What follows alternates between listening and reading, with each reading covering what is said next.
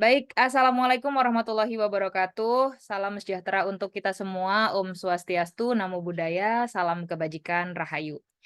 Alhamdulillahirrabbilalamin. Allahumma sholli ala Sayyidina Muhammad wa ala ali Sayyidina Muhammad. Rabbi shrahli sodri wa yassirli amri. Wahlul uqdatam min lisani yafqahu qawli. Puji syukur kehadirat Tuhan Yang Maha Esa karena telah melimpahkan keberkahan yang banyak untuk kita semua, sehingga kita semua bisa bertemu lagi di virtual class hari ini, dalam insya Allah dalam keadaan yang sehat dan insya Allah semangat semua, gitu ya. Yang saya hormati Bapak Ibu narasumber webinar hari ini, ada tadi sudah saya sapa Ibu Devi Mei Istiqomah SPD menuju MPD. Kemudian ada Bapak Lazuardi Rahman yang juga hari ini bisa hadir dan mudah-mudahan nanti menyusul Bapak Antonius Dimas SPD juga mudah-mudahan nanti bisa hadir menyusul ya. Dan juga tidak lupa saya sapa ini Masya Allah guru-guru hebat di seluruh Indonesia. Selamat siang dan selamat berbahagia untuk teman-teman semua yang bisa hadir virtual hari ini. Yang masih belum karena mungkin ada kegiatan, karena tadi juga ada sempat yang izin gitu ya, masih ada kegiatan di sekolah ataupun mungkin kan sekarang lagi banyak ini ya, bukber-bukber gitu ya. Terus kemudian ada juga yang masih kuliah gitu, nggak apa-apa, insya Allah nanti masih bisa discuss melalui grup kita gitu ya, setelah Bapak Ibu bisa melihat rekaman Zoom kita hari ini. Baiklah Bapak Ibu, agar tidak berlarut, izinkan saya untuk, membacakan CV dari narasumber kita, siang ini terlebih dahulu gitu ya. Mohon izin untuk share screen terlebih dahulu.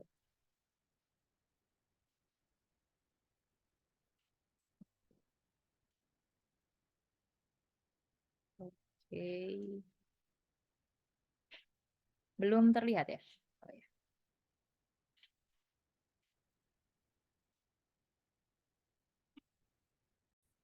baik. Alhamdulillah selamat datang Pak Antonius Dimas. Halo Bu, Alhamdulillah ya halo semuanya semuanya. bisa hadir hari ini, insya Allah kita akan discuss bareng-bareng gitu ya. Walaupun nanti pertanyaan-pertanyaannya sudah bukan lagi ke Pak Dimas dan Pak Lazuardi ya, hari ini kita akan bertanya dan discuss sama Bu Devi, tapi tidak menutup kemungkinan nanti setelah ini pertanyaan-pertanyaan yang kemarin gitu ya akan saya share di grup gitu ya. Baik Bapak Ibu, hari ini kita akan berjumpa dengan saya sendiri. Saya hari ini merangkap-rangkap gitu ya, merangkap jadi moderator dan juga insya Allah mungkin saya hanya akan menyampaikan pramateri gitu sebelum Bu Devi nantinya. Jadi kalau misal Bapak Ibu, mungkin yang dari rekannya Pak Dimas ataupun Bu Devi gitu ya, yang mungkin belum kenal, perkenalkan nama saya Bu Lina. Kalau mau tahu lebih tentang saya bisa cek Instagram ataupun TikTok ataupun YouTube gitu, tapi YouTube-nya sangat jarang sekali upload, TikTok-nya juga ya begitu doang gitu ya, yang paling aktif ada di Instagram. Saya lulusan S1 PGSD di UNESA di Surabaya dan kemudian saya melanjutkan S2 Pendidikan Dasar di UNY, konsentrasinya kebetulan matematika. Itu kenapa saya lebih sering, sharing tentang matematika gitu ya, dan sekarang saya menjadi guru SD di SD Al Khairiyah 1 Surabaya. Kemudian, selain itu saya jarang juga masuk ke kelas karena ada tambahan pekerjaan dari yayasan untuk menjadi, apa ya, bertanggung jawab bagian pendidikan intinya begitu. Namanya deputi pendidikan. Dan saya ada, apa namanya, ada sebuah lembaga belajar gitu ya, namanya Tumbuh Learning Center. Saat ini yang menaungi Bapak Ibu semua itu adalah di Tumbuh Learning Center gitu. Jadi nanti sertifikatnya itu adalah atas tanda tangan dari Tumbuh Learning Center. Kemudian saya, dipercaya untuk, menjadi salah satu penulis MA strategi numerasi di Kemdikbud, karena tadi mungkin karena saya itu konsentrasinya matematika gitu ya. Tapi numerasi waktu itu yang saya ambil itu adalah seni rupa. Jadi seni rupa dikolaborasikan dengan numerasi. Kemudian ada, pernah menjadi penulis cerita praktik juga, tentang numerasi juga, yang ada hubungannya dengan seni musik gitu, tapi di SD. Kemudian saat ini juga konsisten gitu ya untuk jadi guru konten kreator, seperti Pak Dimas gitu ya, sering nge-share hal-hal yang mungkin ada hubungannya dengan pendidikan. Kalau Pak Dimas, konsisten di kelas gitu, kalau saya sekarang karena jarang di kelas maka biasanya konsisten aja untuk membagikan hal-hal yang mungkin bisa dipakai oleh teman-teman guru gitu, ide-ide pembelajaran ataupun mungkin sumber-sumber atau media pembelajaran gitu ya. Dan yang terakhir kemarin sempat menjadi penelaah MA Matematika fase A. Jadi sebelum diluncurkannya, apa namanya, kurikulum Merdeka sebagai kurikulum nasional, kementerian itu membuat sebuah, contoh-contoh gitu ya, modul ajar termasuk Bu Devi. Bu Devi itu juga salah satu penulis, MA Bahasa Indonesia gitu ya. Kayaknya di fase D mungkin ya, karena SMP, nanti kita tanya-tanya ya, gitu. Nah, yang kemudian modul-modul itu nanti dijadikan contoh buat teman-teman, buat, semua guru gitu ya, ketika menerapkan kurikulum Merdeka secara nasional tadi. Nah, yang ini ada Bu Devi, M itu Mei, istiqomah, ini tulisannya, lucu sekali, nanti boleh ditanyakan ya, kenapa kok bisa tulisannya, iya nggak bisa dibaca ini ya kalau semuanya konsonan gitu ya. Cuman ternyata katanya bacanya itu istiqomah Bapak Ibu gitu. Jadi ini fun fact sekali, saya nggak mau cerita nanti biar Bu Devi sendiri yang cerita. Entah di sini, entah di grup gitu ya, biar hangat grupnya, nggak cuma satu arah, tapi Bapak Ibu juga bisa komentar di situ. Beliau ini lulusan S1 Pendidikan Bahasa dan Sastra Indonesia Universitas Nusantara PGRI. Nah ini kalau saya ngomongnya agak salah-salah ya mohon maaf ya Bu Devi ya. Mohon maaf kadang bahasa Indonesia sama matematika agak crash gitu ya. Tapi sebenarnya nggak begitu ya. Jadi karena kalau orang matematikanya bagus itu biasanya, bahasanya juga baik gitu, karena terstruktur, biasanya lebih terstruktur. Cuman karena saya bukan orang matematika banget gitu ya, jadinya mohon maaf gitu ya. Dan sekarang sedang menempuh Pascasarjana Pendidikan Bahasa Indonesia di Universitas Negeri Malang, noh, ya kan. Jadi tadi saya bilang bahwa SPD menuju MPD ya, atau SPD CMPD gitu. Masya Allah ya dengan segala apa, mmm, kesibukan beliau, ya guru, ya kalau nggak salah beliau itu aktif di komunitas belajar juga. Nah ini wakil ketua umum komunitas guru belajar Nusantara, ya kan. Terus sering mondar-mandir, entah itu jadi fasilitator, entah itu jadi narasumber, entah itu jadi kayak tadi penulis atau apapun gitu ya di kementerian tuh bolak-balik Jakarta udah nggak karu-karuan. Nanti bisa, minta tipsnya beliau gitu ya. Kok bisa gitu ya jadi orang yang sehebat itu gitu. Dan masih kuliah juga gitu, nggak tahu saya bagi waktunya seperti apa. Suaminya ini gimana, Pak? Nggak tahu ya bagaimana ini, makanya nanti, kita belajar banyak sama Bu Devi. Jadi beliau ini adalah guru bahasa Indonesia yang saat ini di SMPN 1 Kunjang, yang sebenarnya kalau dilihat dari riwayatnya beliau, beliau pernah ngajar di, SMA, di SMK, baik di swasta maupun negeri juga gitu. Jadi, banyak sekali, apa namanya, pengalamannya yang nantinya bisa Bapak Ibu serap gitu ya, serap banyak-banyak pokoknya. Jangan dibiarkan Bu Devi pinter sendiri, intinya begitu. Kemudian pendiri bisa baca, wah keren ya. Nggak tahu ini kalau saya mungkin gambarannya itu pendiri bisa baca mungkin anak-anak yang belum bisa baca gitu ya mungkin ya, nggak tahu ya.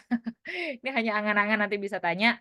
Kemudian tadi wakil ketua umum KGBN, kemudian ada pelatih guru belajar, Masya Allah, nah ini fasilitator nasional Pusat Penguatan Karakter Kemdikbudristek, Masya Allah. Penyunting surat kabar guru belajar, ya. Wow, pokoknya ya kita kasih tepuk tangan untuk Bu Devi, Masya Allah. Baik, kalau misal saya sudah bacakan semuanya Bapak Ibu, sekarang waktunya kita sambut Bu Devi, tapi sebelum kita sambut Bu Devi, saya ada pantun sedikit gitu ya.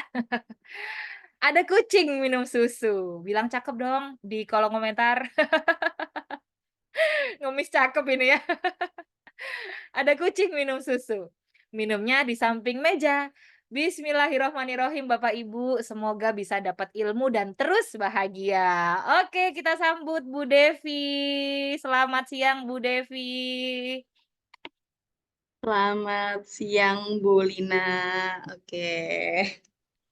Bu Devi Deg-degan cerah aku. sekali wajahnya Bu Devi, ini pakai, skincare apa Bu Devi? Skincare Zoom. Jadi Skincare. ada itu buat tacap gitu ya. Jadi biar lebih bening gitu. Oke oke, baik Bu Devi, biar tidak terlalu lama, bisa waktunya saya berikan ke Bu Devi, nanti setelah Bu Devi aja saya baru yang terakhir gitu ya. Silakan Bu Mm-mm. Devi. Baik, terima kasih Bu Lina. Bener, memang harus saya dulu dibanding Bu Lina gitu ya. Karena memang khawatir kalau kabur semua nanti gitu.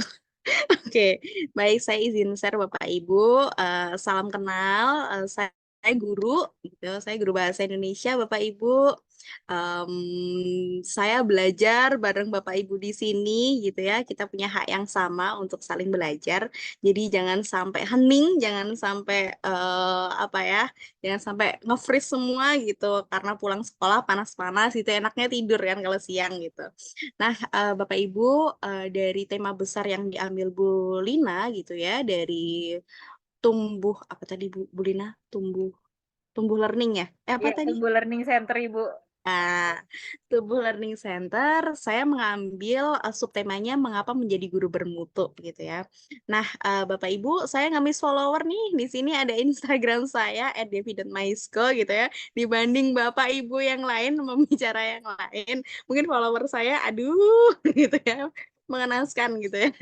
Jadi nggak apa-apa, saya berbagi di sana Bapak Ibu dan beberapa tadi sudah disebutkan Bu Lina gitu ya.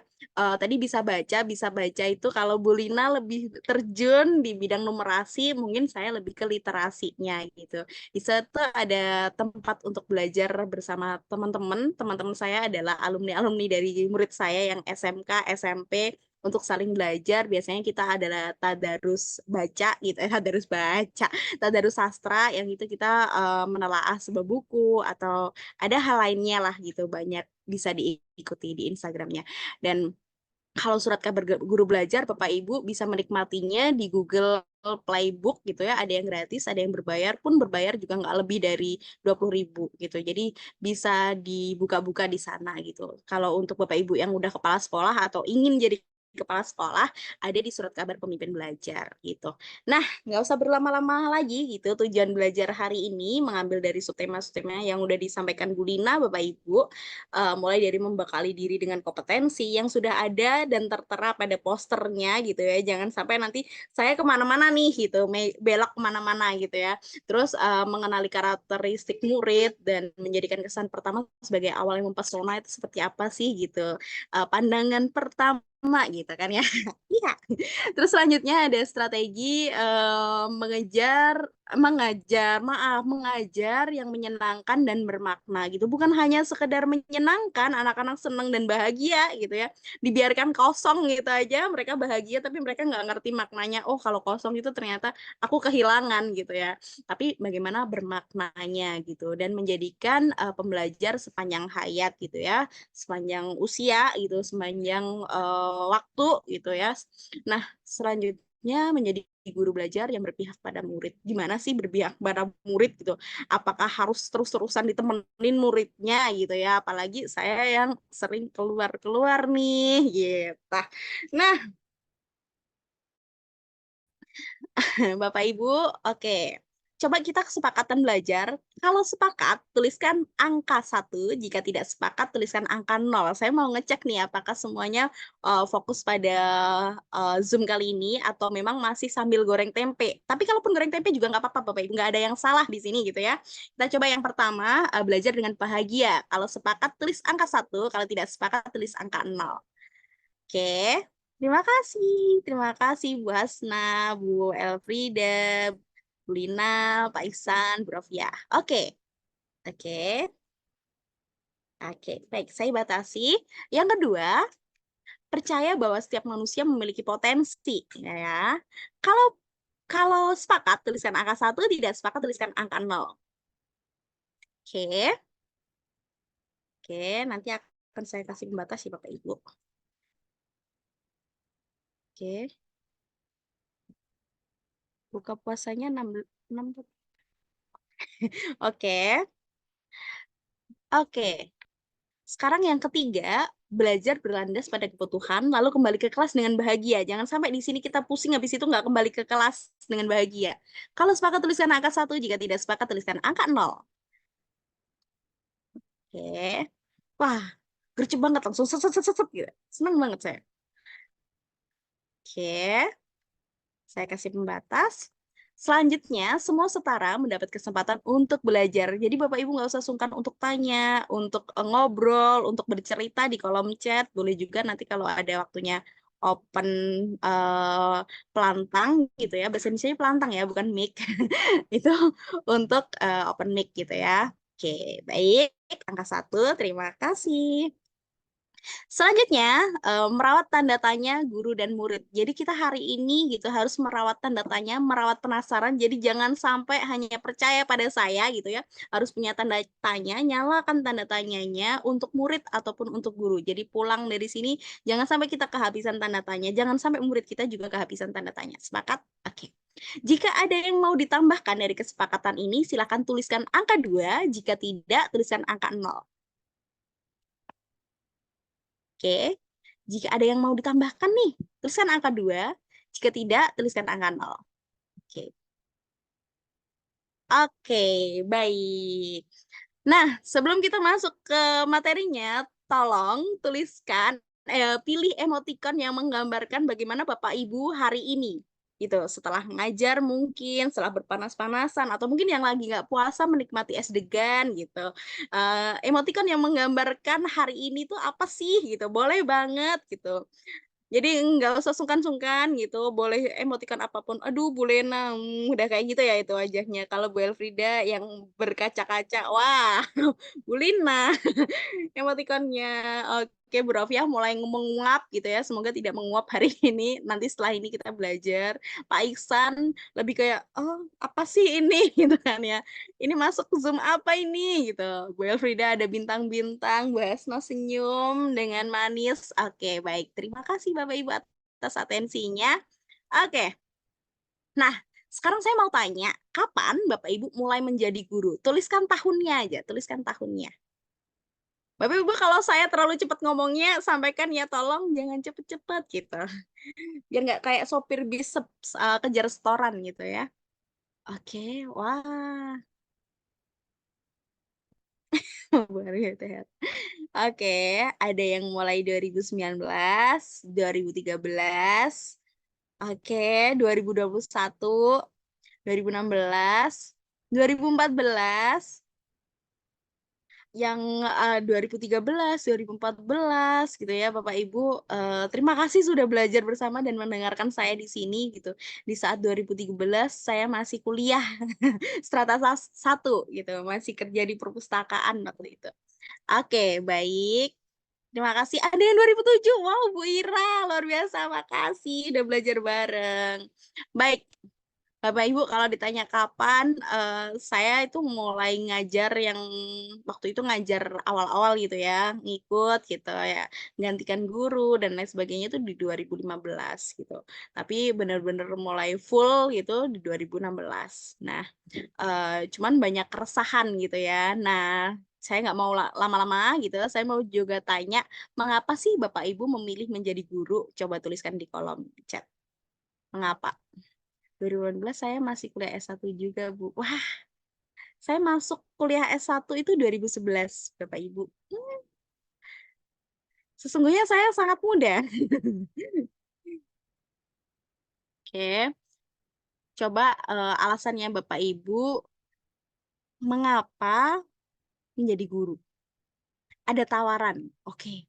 Oh, jadi ada tawaran jadi guru, ya udah deh jadi guru kayaknya pas nih buat saya gitu ya Bu Desi ya. Oke, terima kasih Bu Desi. Ada yang lain? Oke, benar. Mengapa menjadi guru? Oke. Oke, banyak banget. Oke, baik. Terima kasih. Pengen bisa menginspirasi dan suka anak-anak. Oke. Salah satu pahala yang tak akan putus sampai akhir hayat. Amin ya Allah. Karena bayangannya dulu jadi guru paling enak buat perempuan. Karena pulangnya jam 12. Tapi ternyata Pak Ardi pulang jam 12 beneran nggak Pak Ardi? Wah. Oke. Seneng bertemu banyak orang. Oke.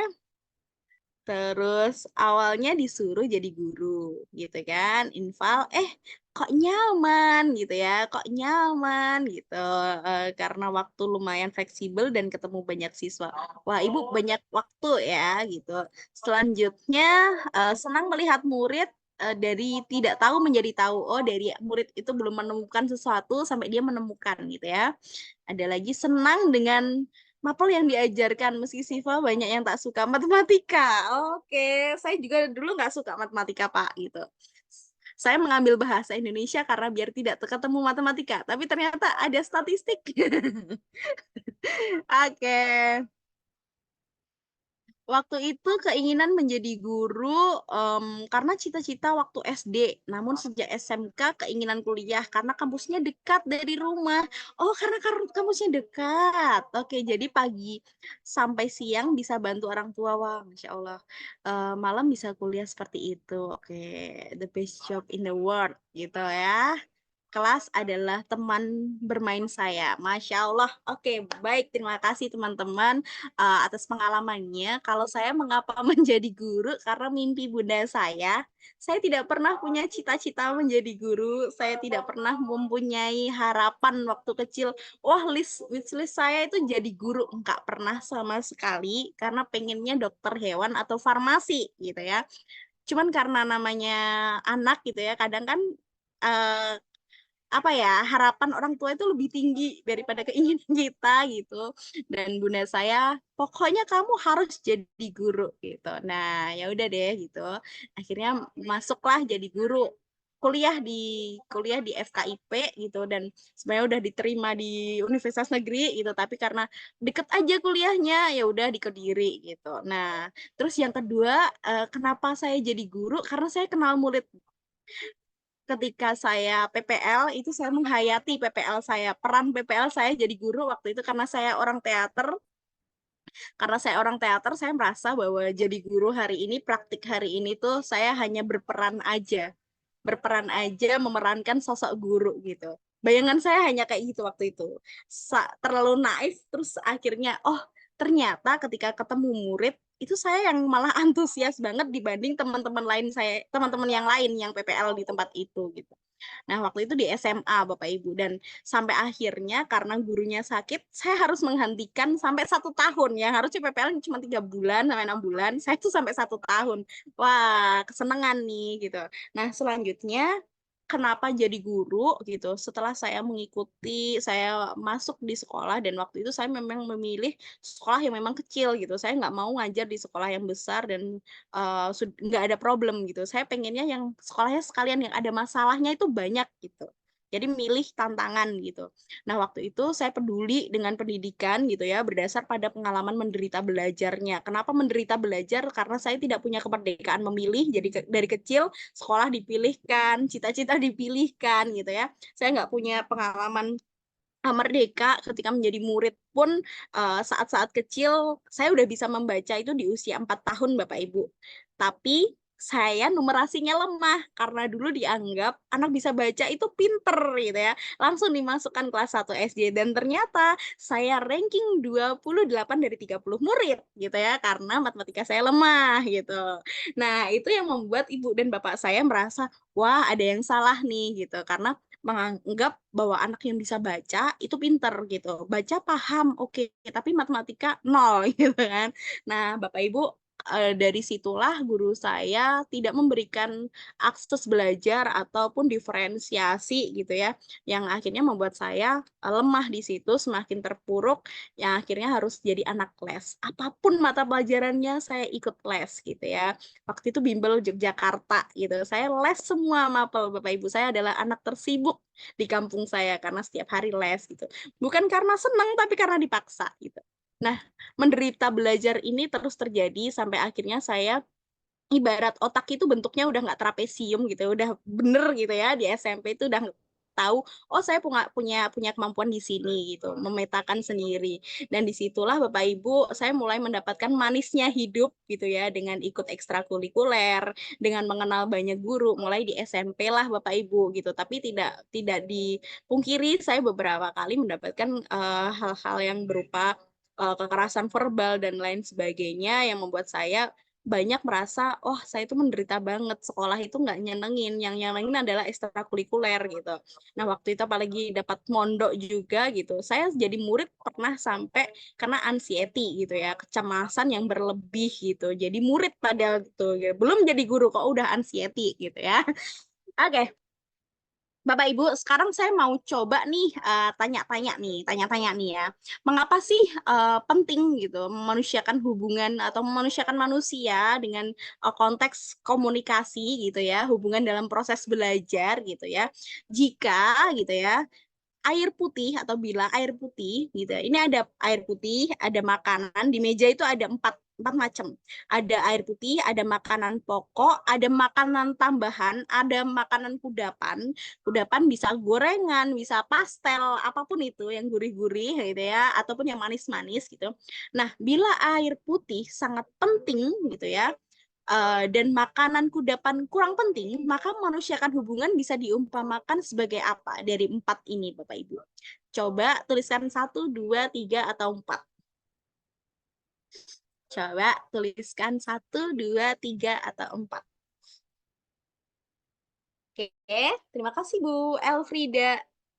Oke, bila air putih sangat penting dan makanan uh, kudapan kurang penting, maka memanusiakan hubungan bisa diumpamakan sebagai,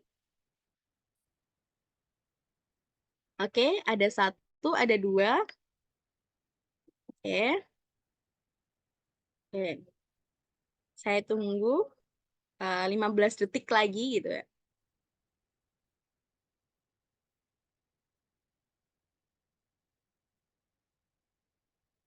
Oke, baik. Terima kasih Bapak Ibu. Saya coba minta open mic Pak Iksan. Kenapa dua Pak Iksan? Pak Iksan atau Bu Rofiah deh. Kenapa memilih dua? Karena dua minoritas ya, jadi kita coba untuk dengar suaranya. Ya, Halo Pak cek. Iksan. Ya, Ya. Heeh. ya perkenalkan nama saya Muhammad Ihsan ya dari Depok. Mm-mm. Saya menjawab nomor dua ya makanan pokok karena ya jika air putih itu sangat penting, makanan kudapan kurang penting, artinya kan opsinya dua dan tiga gitu saya pikirnya gitu untuk Ah. mengumpamakan sesuatu yang lain gitu. Maka pas saya pilih memanusiakan hubungan itu uh, sesuatu yang penting atau pokok gitu ya. Jadi saya Mm-mm. memilih nomor dua gitu. Mungkin Oke. itu. Oke, baik. Terima kasih Pak Iksan. Oke, sekarang saya coba ke Ibu Elfrida deh, yang memilih satu. Kenapa alasan?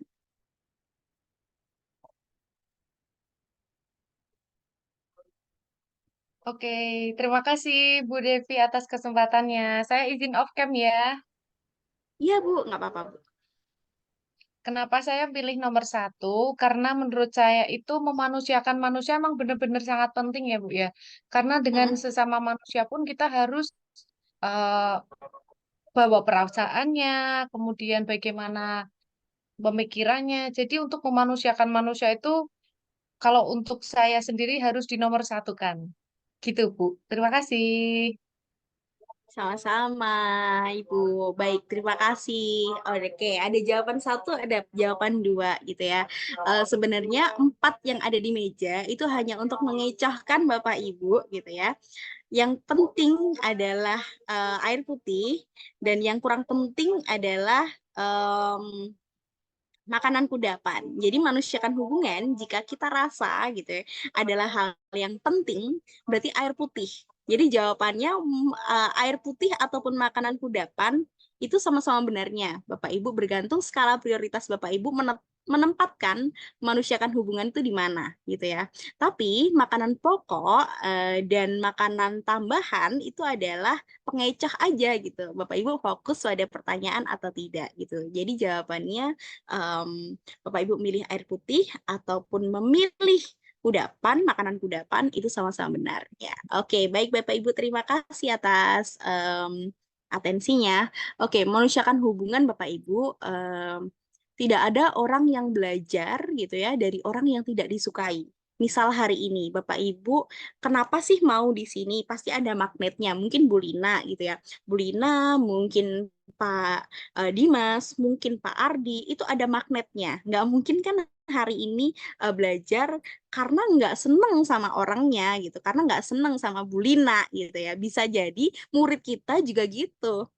kenapa dia nggak antusias? Karena nggak seneng sama gurunya. Gurunya tiba-tiba udah masuk kelas, udah, kenapa itu? Nah, itu udah kayak ngerasa, apa ini gitu ya, tiba-tiba udah menakutkan gitu kan ya. Nah, kalau kita ngomong masalah, oh, berarti bukan bukan apa yang disampaikan, bukan seperti itu. Maksudnya adalah apa yang dilihat pertama dari si murid gitu ya, apa yang dilihat di pertama dari Bapak Ibu gitu. Tampilan awal kenapa sih mau mau belajar? Oh, karena persuasifnya Bu Lina untuk ngajak belajar itu benar, gimana menumbuhkan ekosistem yang lebih bermakna lagi, lebih berdampak lagi untuk pendidikan. Selanjutnya, tidak ada orang yang bekerja sama dengan orang yang tidak dipercayai. Percayalah Bapak Ibu, ketika saya tidak percaya dengan Bu Lina, ketika di chat, Bu Devi tanggal ini kosong nggak ya gitu. Ya saya akan jawab, oh bentar ya gitu. Saya udah langsung jawab, oh kosong gitu. Walaupun saya belum ngecek kalender gitu kan ya. Oh kosong gitu. Saya percaya dengan Bu Lina. Kalau saya masuk ke mobil yang dibawa Bu Lina, saya akan aman gitu. Kalau saya naik motor yang dibonceng Bu Lina, saya akan aman gitu ya. Nah, itulah Bapak Ibu, kepercayaan dengan tim kita di sekolah itu sangat penting banget. Kepercayaan kita dengan murid kita pun juga sangat penting. Jadi jangan sampai kita tidak percaya pada murid kita gitu ya, tapi kita berupaya untuk mencari-cari gitu, mencari-cari hal yang harus tumbuh dari dia. Karena kita di awal aja udah nggak percaya, gimana menumbuhkan mereka gitu, gimana kita bertumbuh bareng dengan murid gitu. Nah, kepercayaan itu penting Bapak Ibu, dan selanjutnya tidak ada orang yang termotivasi gitu ya, mengatasi kesulitan dengan orang yang tidak mempunyai relasi gitu. Jadi berupaya untuk mendapatkan relasi-relasi itu adalah hal yang penting Bapak Ibu gitu. Jadi proses memanusiakan hubungan itu sama halnya dengan komunikasi kita dengan pasangan. Kalau belum punya pasangan, komunikasi kita dengan teman, komunikasi kita dengan rekan mengajar gitu. Nah, komunikasi kita dengan murid pun juga perlu dijaga gitu. Nah, oke Bapak Ibu gitu kan. Apakah guru bisa kompeten sendirian? Kalau bisa, tuliskan angka 1, jika tidak, tuliskan angka 0.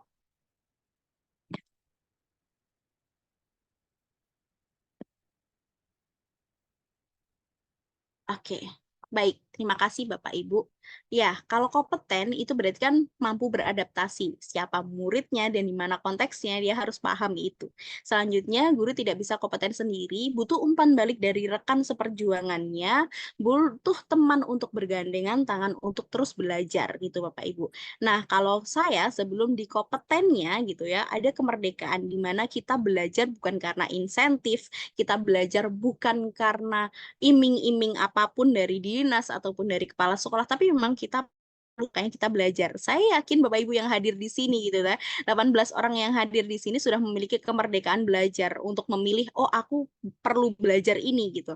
Kompetensi adalah sesuatu yang nggak bisa hanya kayak sulapan ikut hari ini aja terus kompeten tuh nggak bisa Bapak Ibu. Bapak Ibu harus tetap mengasah, Bapak Ibu harus tetap mencari sumber lainnya, Bapak Ibu harus juga praktik gitu ataupun menduplikasi gitu ya ataupun tiru dan modifikasi gitu ya. Selanjutnya kolaborasi gitu ya. Dimana ketika guru itu dinyatakan kemerdekaan belajar, punya kemerdekaan belajar berarti dia bisa kolaborasi.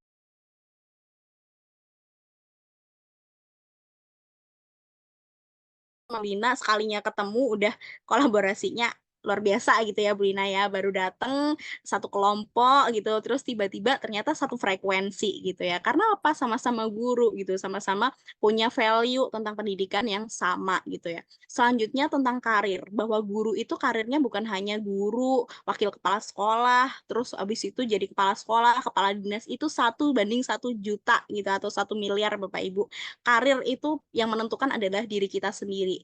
Kita punya karir protean, kita juga punya karir yang bertingkat, berjenjang, itu yang tadi guru, kepala sekolah, wakil kepala sekolah, pengawas dan lain sebagainya. Tapi ada namanya karir protean, adalah karir yang tetap di dunia pendidikan, Bapak Ibu, tetap mengamalkan pendidikan, tapi juga gitu ya, juga memahami bahwa ini adalah potensi. Saya sebagai guru pelatih gitu ya, oh saya tuh suka nulis, oh saya masuk guru penyunting nih gitu. Awalnya nulis dulu sampai akhirnya menyunting.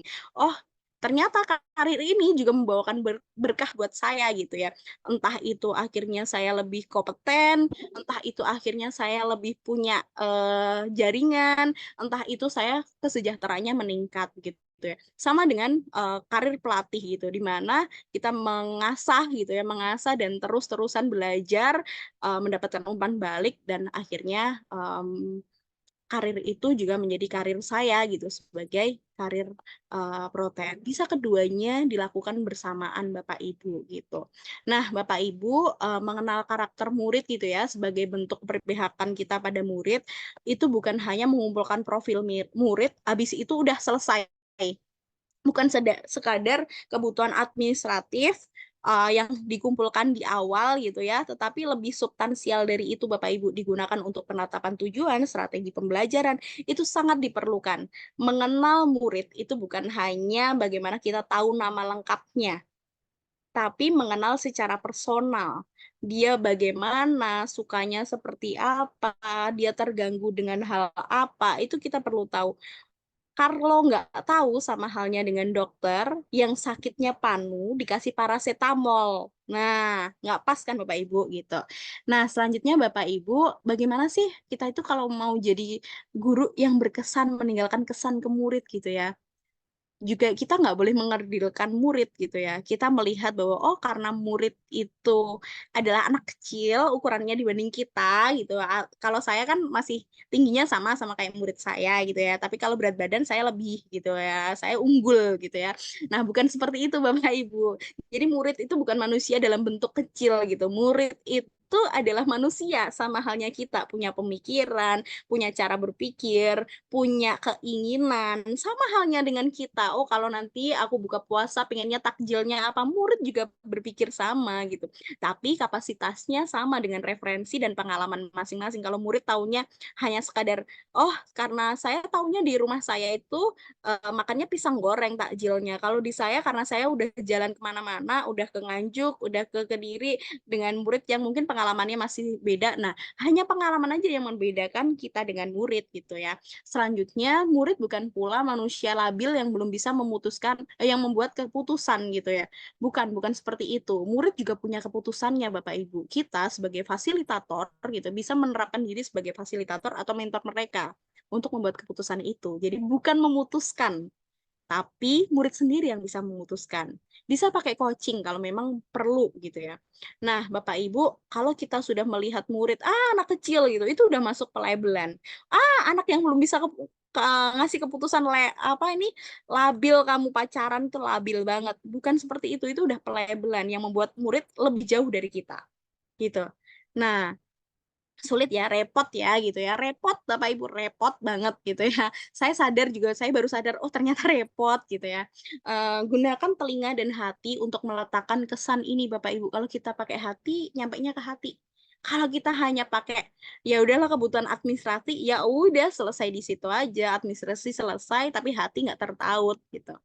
Nah, sekarang kita coba tebak gambar. Kalau latarnya seperti ini Bapak Ibu, taman. Terus ada ini lingkaran ini. Kira-kira lingkaran ini apa ya? Bagi Bu Lina kayaknya nggak perlu ngisi ya. Ya, coba kalau itu lingkaran gitu, kupu-kupu, oke. Kalau settingnya kan taman, ada pegunungan, kayak gitu ya. Kupu-kupu, itu kupu-kupu. Boleh, kupu-kupu. Bu Elfrida, Pak Iksan, Bu Lena, Bu Hasna, Bu Yolan. Terima kasih jawabannya. Baik, biar tidak berlama-lama. Nah, jadi seperti ini Bapak Ibu. Sama dengan bayangan anak-anak kita gitu. Ice breaking hari ini gitu ya. Kita melihat sayap kupu-kupu, ya udah kita ngelihatnya dari sudut pandang kita adalah kupu-kupu, tapi dari sudut pandang anak-anak itu imajinasinya luas sekali. Ada kan lagu Gajah Kupu-Kupu gitu. Dia mengibaratkan hal yang seperti itu. Bisa juga, Bu, nggak menarik kalau cuma telinganya gajah aja. Aku pengen gambarnya itu telinganya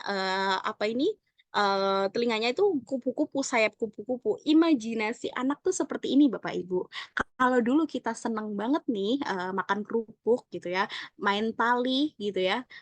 Anak-anak sekarang nggak bisa Bapak Ibu. Anak-anak saya itu sukanya Mobile Legend gitu. Sampai akhirnya saya belajar gitu. Saya dari 2019 kenal Mobile Legend sampai sekarang juga nggak bisa putus.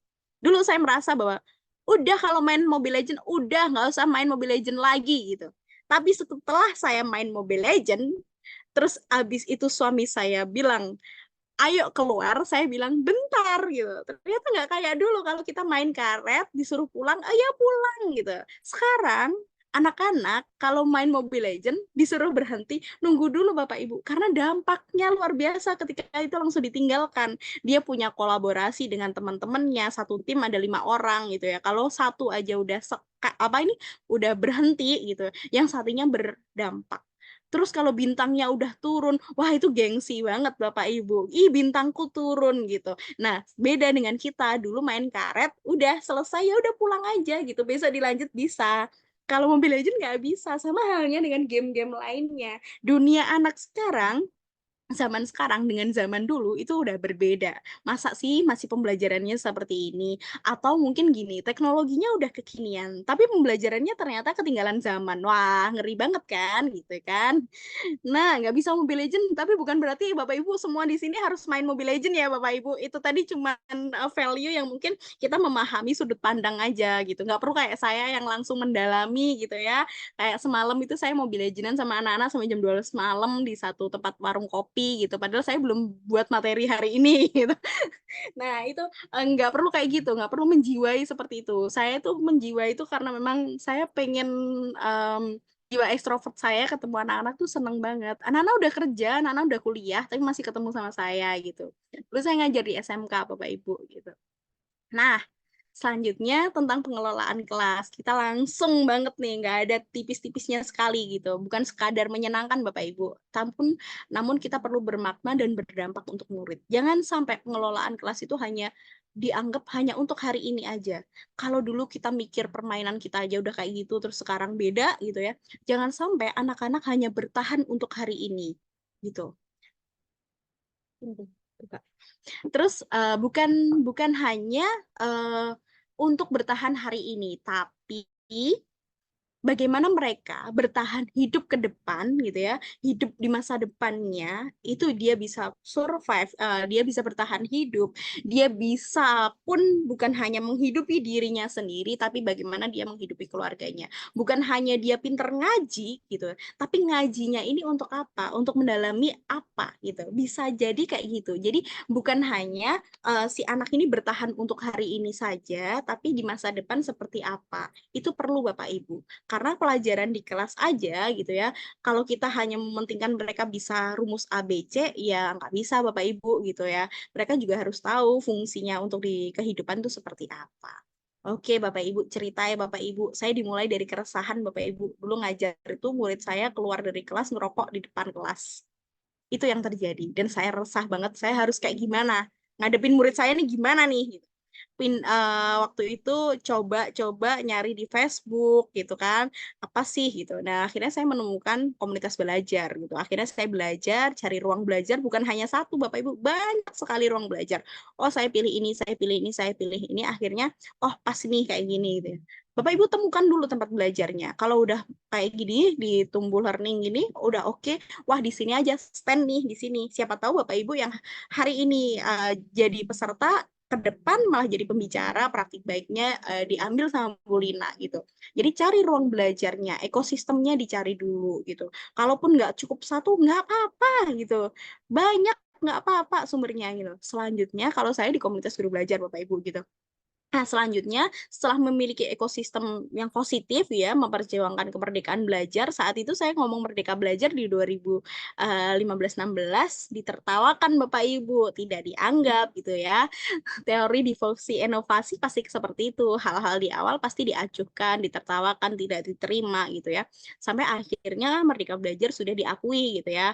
Sudah ada keberpihakan pada murid gitu. Kalau dulu saya merasa murid saya gimana gitu, bukan hanya murid saya gimana saya ngajarin bahasa Indonesia ke mereka gitu, tapi bagaimana mereka beretika, etiketnya bagaimana, terus bagaimana mereka hidup setelah ini. Ternyata setelah di sana sudah baik gitu ya, akhirnya saya coba cari sekolah lagi nih gitu. Saya selalu kayak gitu Bapak Ibu. Sekolahnya udah bagus, udah anak-anak tertata, saya cari sekolah lagi dan ternyata sekolahnya di sekolah tersebut adalah anak-anak pang gitu ya. 70% anak pang.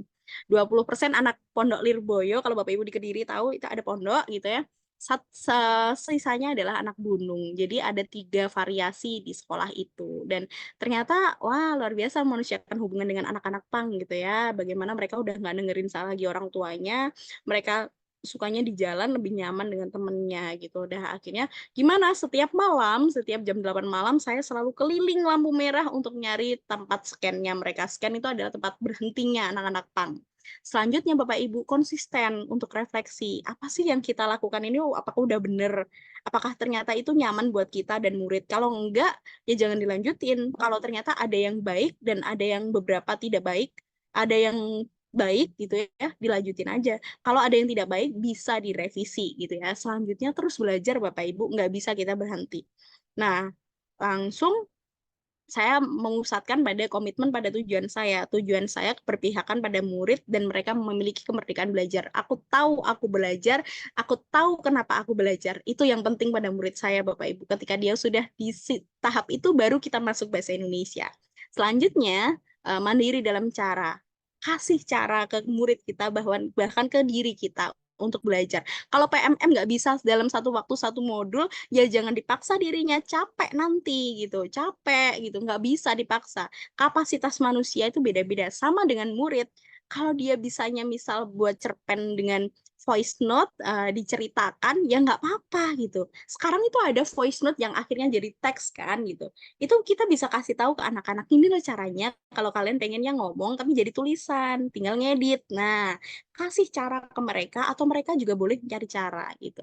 Selanjutnya melakukan refleksi tadi. Jadi refleksi itu adalah puncak tertinggi karena kita melihat diri kita tuh di tahap mana sih, kita bener nggak sih gitu. Nah, Bapak Ibu, maaf kalau terlalu lama, ini jam berapa ya?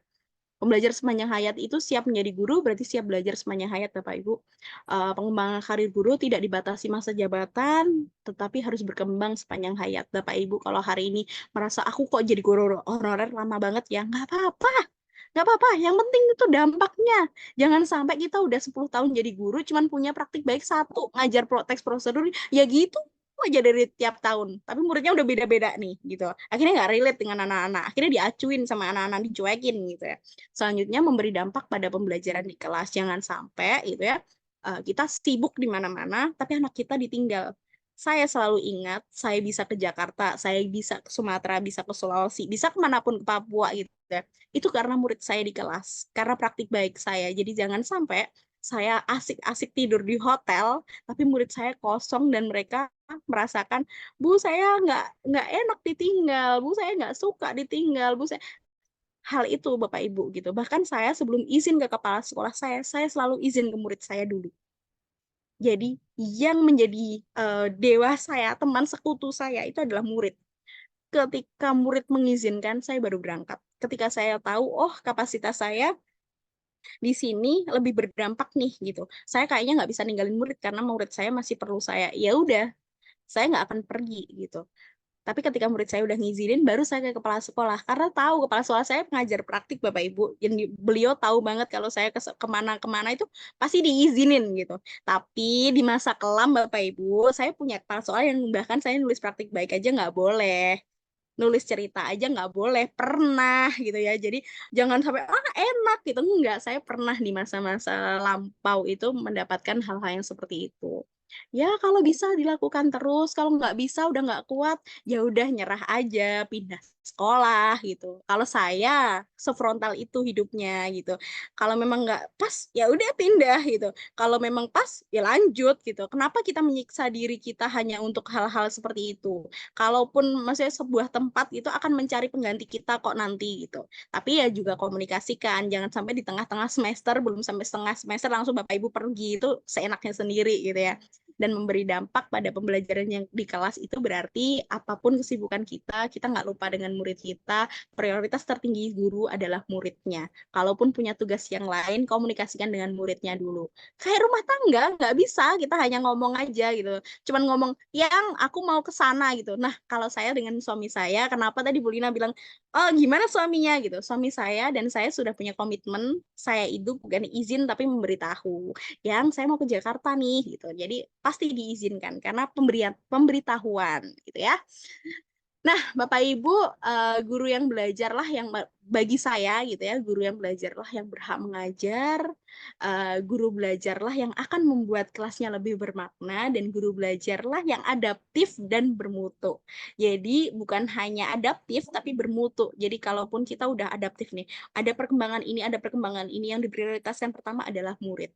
Apapun kurikulumnya, kalau Bapak Ibu tidak bergerak, tidak belajar, ya tetap aja ceramah yang jadi solusinya, gitu kan. Apapun kurikulumnya, kalau Bapak Ibu tidak belajar gitu, tidak adaptif dengan apa yang terjadi, Bapak Ibu akan menjadi guru yang sia-sia dan tidak didengarkan murid gitu. Nah, menjadi bermutu adalah setelah ketika kita udah mau adaptif nih, udah tahu perkembangan zaman, baru bermutu. Itu akan meningkat sendiri Bapak Ibu, value kita. Value kita yang memberikan value bukan diri kita sendiri gitu.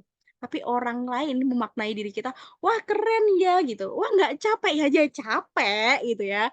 Tapi gitu ya, tapi kita merasakan capeknya itu benar-benar bukan lagi hal yang menjadi sesuatu yang kayak aduh dijadikan keluh-keluhan gitu ya, tapi kita tahu bahwa dampaknya lebih luar biasa ketika kita mau pulang gitu. Saya bisa Bapak Ibu jam 2 pagi pesen tiket gitu ya dari Jakarta sampai sekolah pagi langsung ngajar gitu, nggak mampir ke rumah dulu gitu. Itu udah biasa gitu. Jadi karena apa? Karena saya mempertahankan bahwa murid saya itu adalah prioritas. Kalau saya nggak ngutamain murid saya nggak akan disebut guru. Bayangkan saya pernah punya sekolah yang itu di satu sekolah itu muridnya cuma 50. Nah, saya tahu bagaimana sedihnya sekolah itu nggak punya murid. Jadi bayangkan Bapak Ibu, jika tidak ada murid di kelas kita, masihkah kita dipanggil guru? Gitu. Jadi keberpihakan pada murid dimulai dari memiliki kemerdekaan belajar. Akhirnya menjadi guru bermutu. Baik. Mungkin cukup sekian Bapak Ibu. Ini kan luar biasa lama sekali gitu ya. Wah, Saya keren kembalikan banget Bu Devi, kebukaan. Masya Allah. Tepuk tangan, kita berikan tepuk tangan semuanya untuk Bu Devi. Boleh dengan apa reaction apa caps apa ini claps ya. Ya, jadi keren banget ya Allah. Ini inspiratif banget sih menurut saya.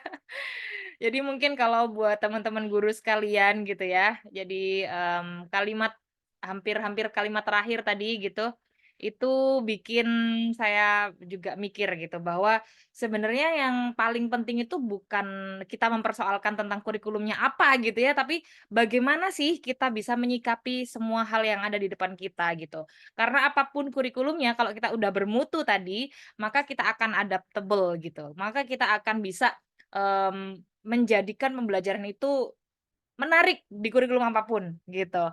Dan saya yakin ketika teman-teman yang ada di sini semuanya, mau dikasih perubahan apapun, itu akan siap belajar. Karena dengan siap belajarlah nantinya akan menjadi guru-guru yang hebat, jadi guru-guru yang adaptif, guru-guru yang bermutu, dan paling menonjok saya lagi itu di kalimat yang paling akhir, kalau nggak ada murid, kita itu nggak akan pernah disebut sebagai guru. Wah, keren banget tuh Devi.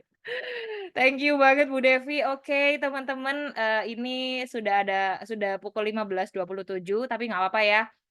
Teman-teman boleh simpan pertanyaannya terlebih dahulu, kalau misal sudah ada pertanyaan, boleh dituliskan juga boleh di kolom chat, biar nanti dibaca-baca sama Bu Devi juga sebelum dijawab.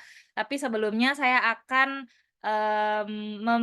menunjukkan gitu ya, ataupun mungkin, membagikan satu, apa namanya, bukan materi sebenarnya ya, sebenarnya nantinya itu hanya akan ada kayak renungan gitu buat kita, tentang bagaimana sih kita itu bisa menjadi atau bisa memulai untuk bisa menjadi guru yang dirindukan gitu ya.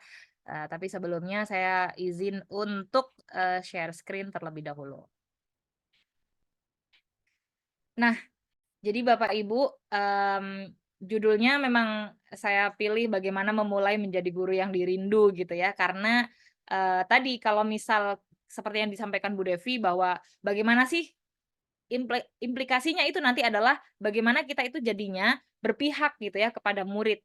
Karena kita sudah berpihak ya, karena kita sudah, di dalam pasukannya anak-anak gitu ya, itu maka nantinya anak-anak juga akan terus merindukan kehadiran kita gitu. Jadi kayak tadi kalau misal Bu Devi nggak percaya sama saya naik mobil gitu ya, maka beliau juga tidak akan ikut, tidak akan mau gitu ya menjadi narasumber saya sore ini gitu. Begitupun juga dengan anak-anak gitu ya. Kalau misal anak-anak sudah mulai rindu sama kita, mereka mencari kita berarti mereka sudah percaya sama kita gitu ya. Nah, sebelumnya, ini ada film, bukan film sih, video, pendek gitu ya, judulnya sih Cornetto Cupidity Kismet Dinner, tapi Bapak Ibu ini, apa ya, nanti coba Bapak Ibu lihat dulu gitu ya, terus hubungkan gitu ya dengan kehidupan kita sebagai seorang guru di dalam kelas gitu ya. Coba dilihat terlebih dahulu. Mudah-mudahan suaranya, sudah bisa didengar.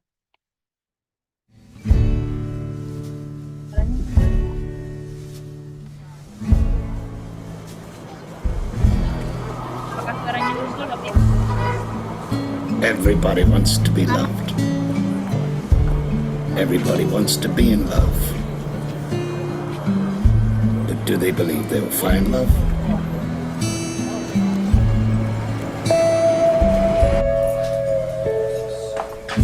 It's funny, what the world really loves is a love story. That's why I collect them.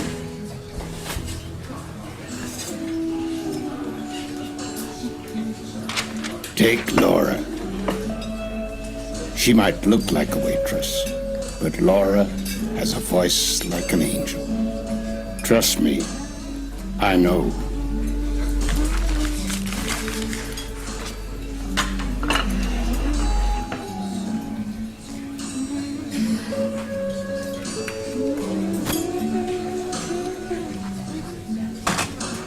You can make me a ring from a milk bottle top. Money runs out in the meter, maybe we'll stop. Laura loves writing songs, even though she's a little shy when it comes to singing them out loud.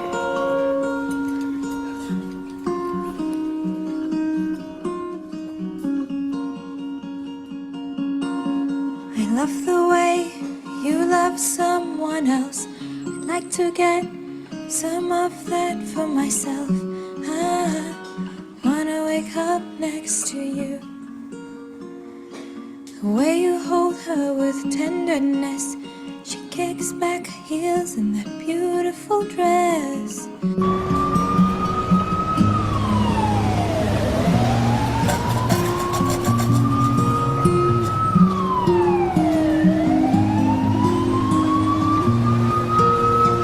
It's in your eyes and they tell the truth. You got it all and it's bulletproof. I wanna wake up next to you. Wake me in the morning, send me to sleep. Give me something I can keep.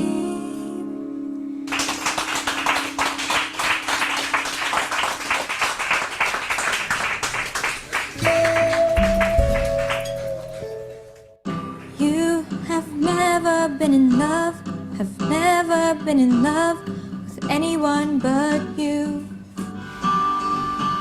There's no one good enough, no one's good enough. Take a call in the room. I run my hands through my hair, I do whatever I dare. My heart goes boom, boom, bada boom, boom. Breathless, I'm breathless, lying with my dress still on. Breathless, I'm breathless, thinking about you when you're gone. You see, for Laura, it's not just about singing the right song. It's about singing it to the right person.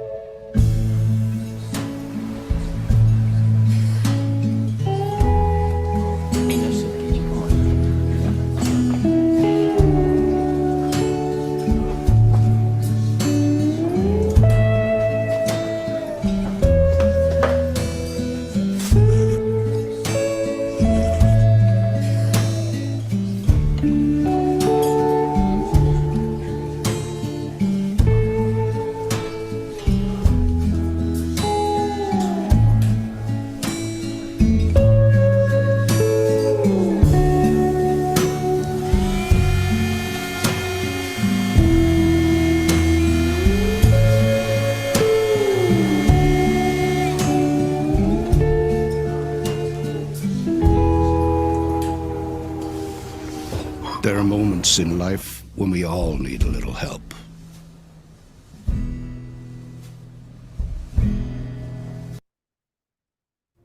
Ya, Buka bareng oke ya. Bapak Ibu ada iklan. Sorry nggak bisa.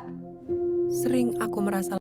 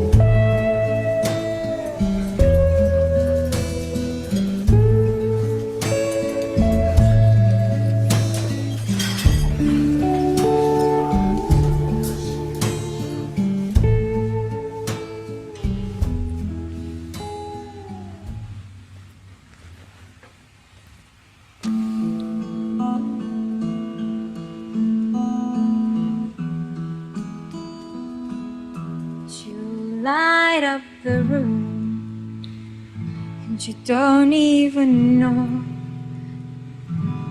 It's all I can do to leave you alone. But don't bring me flowers. You worry too much.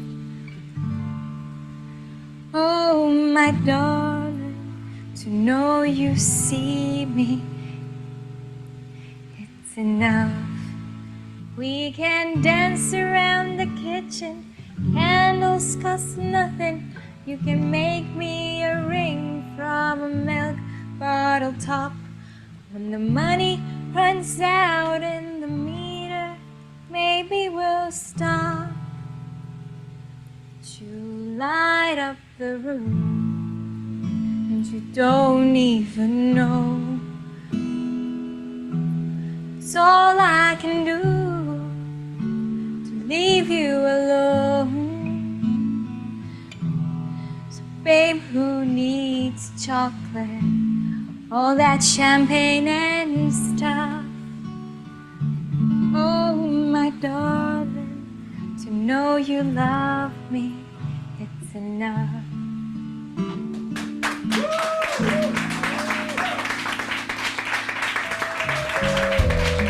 Some things in life are 3 for $1. Some things, like the moment a person truly listens to your heart, are priceless.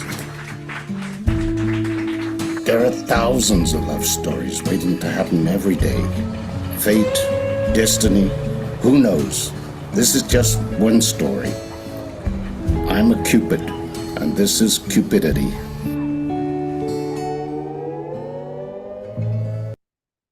Oke, Bapak Ibu, mungkin memang itu love story, tapi saya ingin Bapak Ibu ceritain ke saya kira-kira apa yang bisa diambil gitu ya, dari kisah itu tadi, bagaimana kita tempatkan kisah tadi kita sebagai seorang guru di dalam kelas. Coba yang mau, memberikan ceritanya ataupun mungkin berpendapat gitu ya, bisa raise hand dulu untuk saya pengen langsung, komunikasi gitu ya. Coba barangkali ada yang mau, siapa nih? Kalau enggak saya tunjuk loh ya, loh. Jadi guru ini nggak memerdeka nanti ya. Saling main tunjuk gitu ya. Oke, coba adakah yang mau bercerita, kira-kira apa ya gitu yang ada, ceritanya dari video tadi yang bisa dihubungkan dengan kita sebagai seorang guru? Oke, Bu mana nih tadi? Bu Hasna mungkin? Bu Hasna? Apakah masih di sana? Oke, Bu Elfrida, baik. Silakan Bu Elfrida, saya stop dulu ya ini ya. Bentar, bentar. tampilannya keluar ya? Oke, Bu Elfrida silakan bisa di-unmute. Oke, sudah terdengar Bu suara saya Bu? Oke, sudah Ibu, silahkan. Terima kasih atas kesempatan yang diberikan ya Bu Lina. Sami-sami. Ternyata luar biasa sekali ya videonya. Saya sampai terharu sebenarnya tadi Bu. Oke, Wah, gimana? ini iya walaupun ceritanya cerita tentang cinta ya Bu ya, love story ya, tapi kalau dikaitkan dengan kita Iya. sebagai guru di dalam kelas itu ada banget ya hubungannya, ada ini. Jadi mungkin kalau saya langsung bisa menceritakan pandangan di dalam kelas, jadi sebagai guru itu ternyata menurut saya ya Bu ya, tidak hanya memberikan satu model atau satu strategi pembelajaran.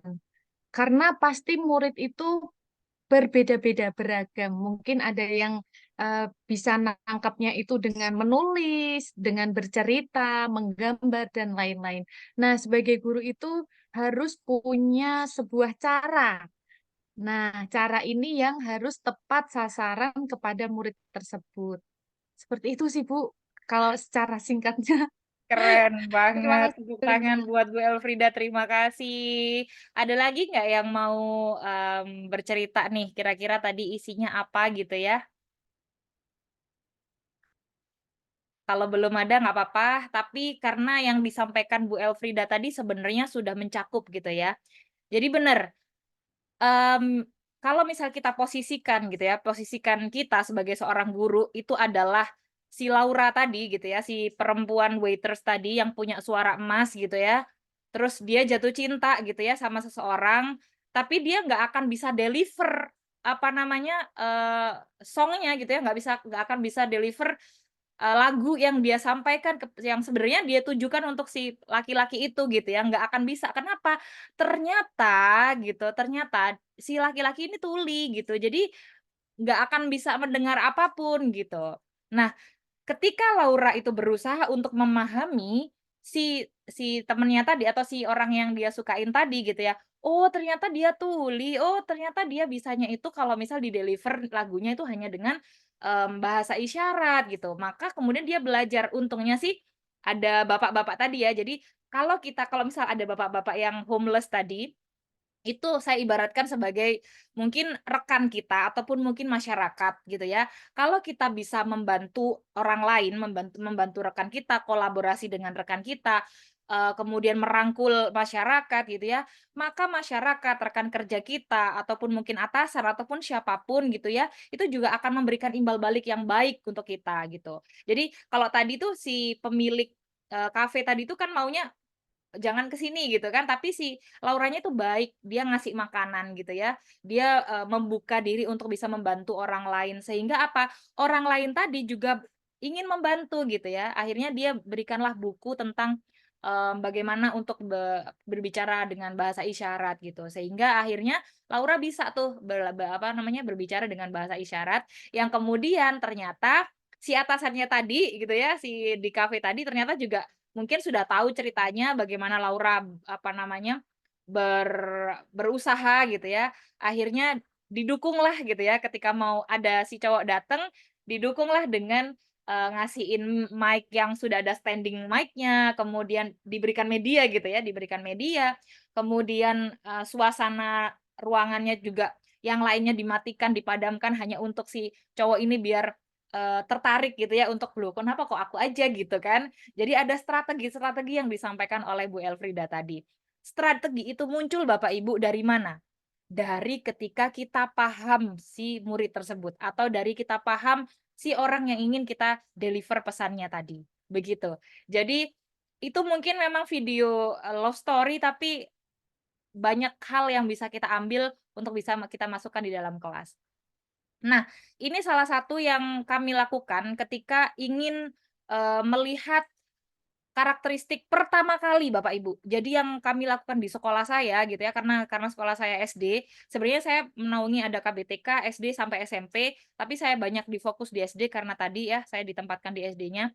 Itu tuh bukan calistung yang kami lakukan, bukan tes, apakah anak ini sudah bisa nulis, apakah anak ini sudah berhitung, itu bukan.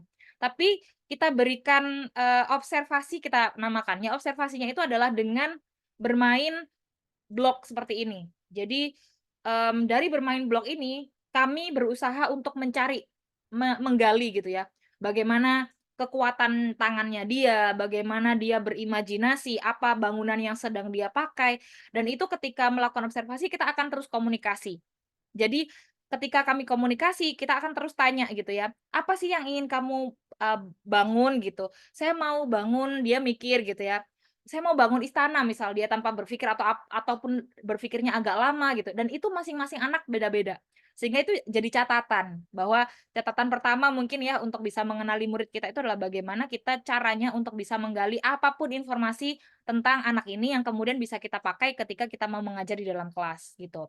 Termasuk tadi untuk bisa, menggali kemudian bisa membangun dan bisa mencari strategi yang tepat untuk anak-anak yang ada di dalam kelas kita gitu. Nah, dari sini itu pun juga akan muncul gitu ya, kemampuan bahasanya dia tercover, motoriknya dia tercover, kemudian sikapnya dia sama orang kita bisa ngelihat itu, bahkan numerasinya dia juga bisa terlihat, kemampuan spasialnya terlihat. Banyak sekali aspek-aspek atau kemampuan fondasi yang bisa dilihat dari kegiatan ini gitu. Tanpa harus kita kemudian, mmm, apa namanya, menseragamkan semua anak harus bisa calistung gitu ya, itu tidak. Jadi ini Bapak Ibu yang mungkin bisa saya bold gitu ya, bahwa guru yang dirindu itu seperti apa sih? Ada 2 menurut saya, yaitu guru yang mampu paham kondisi siswa. Paham kondisi siswa itu termasuk mungkin tadi kayak misal kalau Bu Devi tadi bilang, apakah berhenti di hanya administrasi, kita tahu, ayahnya di mana, bekerjanya apa, lingkungan alamat rumahnya di mana, tapi tidak hanya sekedar itu. Ketika kita tahu latar belakangnya gitu ya, maka kita akan paham bagaimana saya harus bersikap kepada si anak ini, gitu ya. Terus kepribadiannya seperti apa, potensi yang dimiliki seperti apa, kelemahan-kelemahannya dia seperti apa, yang itu kemudian Bapak Ibu kita bisa melakukan ini semua ketika Bapak Ibu, ketika kita bisa memahami diri kita sendiri sebanyak-banyaknya. Jadi kalau misal nanti setelah, selesai acara ini gitu ya, Bapak Ibu renungin diri dulu deh gitu ya, apakah Bapak Ibu sudah bisa memahami diri sendiri dulu. Karena dengan memahami diri sendiri lebih apa itu, banyak-banyak, maka nanti Bapak Ibu akan terbiasa untuk juga kemudian memahami orang lain, gitu. Kemudian yang kedua, bisa menciptakan happy school Bapak Ibu. Jadi kalau misal happy school ini Bapak Ibu ada banyak. Ini yang saya tuliskan mulai dari pembelajaran yang menyenangkan, suasananya nyaman, dekat dengan lingkungan dan keseharian, tahu makna belajar. Jadi tidak hanya rea-reo, ea-eo, hua-huha gitu ya, senang-senang di kelas, tapi anak itu tahu bahwa yang dipelajari itu ternyata deket banget sama kehidupan dia gitu ya. Terus dengan seperti itu maka itu akan menjadikan anak itu belajar dengan cara yang bermakna. Sehingga Bapak Ibu lingkungan positif itu perlu dibina gitu ya, kayak tadi, mulai dari kepala sekolah, mulai dari masyarakat, mulai dari siswa itu sendiri gitu ya. Jadi 3 elemen penting dalam pendidikan itu harus benar-benar dibangun. Jadi itu Bapak Ibu yang mungkin bisa saya kuatkan gitu ya. Insya Allah setelah ini kita akan diskusi karena ini sudah ada chat-chat ini ya yang belum saya sempat buka. Oke baik, bismillah ini kita akan coba cek untuk chat dari Bapak Ibu, apakah sudah ada pertanyaan gitu ya? Oke, ada bawangnya, ada berambangnya juga mungkin. Bawang dan berambang. Oke, apakah ada yang mau bertanya Bapak Ibu? Ini belum ada soalnya di sini nih, di kolom chat ini belum ada pertanyaan gitu ya. Barangkali ada yang mau bertanya boleh. Nah ini ada, saya, Bu Elfrida lagi. Wah, Bu Elfrida ini, kira-kira jadi nominator kayaknya, nominator untuk peserta yang dapat hadiah kayaknya ya. Oke, ada lagi nggak ya selain oke, sebentar Bu Elfrida. Bu Elfrida tahan dulu pertanyaannya. Ini ada penanya lain ya dari Bu Ninda. Bu Ninda kemarin juga tanya, nggak apa-apa juga jadi nominator juga berarti. Silakan Bu Ninda, maaf Ibu Elfrida ditahan dulu karena tadi Bu Elfrida sudah. Bu Ninda silakan pertanyaannya. Baik, Bu Lina. Tapi mohon maaf, saya nggak bisa on cam ya dari kemarin karena sambil ngomong anak ini. It's okay. Oke, jadi gini, saya mungkin terlambat. Nah, tadi masuk kelas, 3:30 baru bisa bergabung. Nah, mungkin ada yang kelewat, tapi tadi sempat melihat paparan dari Bu Lina sedikit terkait dengan apa tidak adanya calistung gitu ya. Terus kemudian adanya observasi terkait dengan bermain blok seperti itu. Nah, yang agak kurang saya bisa memahami itu follow up dari kegiatan observasi itu tadi kan bisa dipakai untuk mengetahui mungkin tingkat literasinya, tingkat numerasinya, bahkan sampai ada yang lainnya seperti itu. Nah, tindak lanjut lagi setelah kita tahu tingkat literasi anak, kemudian tingkat numerasi dan sebagainya perihal anak itu tadi dipakai untuk mendesain pembelajaran di kelas seperti itu, betul atau enggak, Bu Lina? Oke. Terima kasih Bu Ninda, benar banget. Jadi begini, sekolah saya itu sudah mengembangkan yang namanya instrumen tersendiri. Jadi ketika kita melakukan apa namanya observasi itu ada instrumen atau rubrik-rubrik yang bisa dipakai untuk tim observer gitu ya. Jadi bagaimana si anak ini apa namanya memanfaatkan blok tadi itu seperti apa? Apakah imajinasinya itu sudah apa namanya, berjalan dengan baik, apakah imajinasinya itu di luar kebiasaan gitu ya, kan kadang ada yang, seperti itu gitu ya, yang lainnya cuma bikin istana gitu ya. Istana itu kan rata-rata gitu kalau misal main blok gitu ya, tapi enggak, dia mau bikin, yang lain gitu, misal dinosaurus gitu ya. Jadi dia bikin dan itu hasilnya seperti apa. Jadi kita punya instrumen itu mulai dari, imajinasinya itu seperti apa, cara mewujudkan dia itu seperti apa gitu ya. Apakah hasilnya itu dia sudah sesuai dengan yang dia imajinasikan atau mungkin belum gitu. Nah, setelah itu dari hasil itu ada komunikasi juga. Ketika ditanya apakah dia bisa menjelaskan apa yang, sudah dia bangun gitu ya. Terus kemudian apakah dia sudah bisa membilang misal. Jadi misal begini, "Ini tadi warna kuningnya kamu pakai berapa blok?" gitu. Jadi itu kan sebenarnya kayak numerasi tapi yang tidak, itu kayak berhitung gitu ya, tapi tidak terasa. Karena itu sebenarnya, numerasi sudah ada sejak dia sudah lahir gitu. Jadi dia sudah bisa, "Oh, saya tadi pakai kuningnya ada 5 Bu," gitu. "Kalau merahnya tadi ada berapa?" Gitu. Jadi dia sudah mulai, melakukan percakapan-percakapan yang terkait numerasi gitu. Termasuk tadi misal dia melakukan, menancapkan baloknya itu ke atas plate-nya, apakah dia sudah bisa apa namanya, naruh, apa namanya, lubang-lubang blok itu ke lubang-lubang plate-nya gitu. Ada ternyata beberapa anak yang ketika diberikan plate dan balok, itu nggak bisa naruh, Bu. Jadi dia dia maunya taruh sini, "Kamu mau taruh di mana?" "Di sini," tapi dia nggak bisa ngepas gitu. Jadi masih, menceng-menceng gitu ya. Nah itu perlu bantuan gitu. Kita akan, menawarkan itu, "Perlu bantuan Nak untuk bisa menaruh ini." Kadang dia ngangguk-ngangguk, berarti memang anak ini biasanya mungkin ternyata ketika diklarifikasi dengan orang tua gitu ya, jadi setelah ada observasi dengan anak, kita akan ada wawancara dengan orang tua, yang kemudian itu kita tanyakan, di rumah dia komunikasinya sama siapa, di rumah apakah orang tuanya itu bekerja dua-duanya, gitu. Jadi ternyata benar gitu, ketika si anak ini biasanya jarang untuk bisa, komunikasi dengan lancar, ternyata dia hidup dengan mbak gitu ya, atau pembantu gitu ya. Jadi rata-rata begitu. Sehingga kita tahu, oh berarti anak ini belum kuat. Dan benar ketika anak ini belum kuat naruh apa namanya blok tadi, kemampuan tulisnya juga belum berkembang gitu. Jadi itu sebagai awal gitu ya, itu hanya salah satu contoh ya Bu Ninda yang kami lakukan di sekolah, yang untuk kemudian bisa kita pakai untuk kemudian membuat pembelajaran yang sesuai. Jadi kalau misal anak ini, oh di kelas itu ternyata sebagian besar anak gitu ya dari hasil observasi, itu ternyata 50% lebih dari 50% belum bisa memegang atau belum kuat untuk memegang pensil.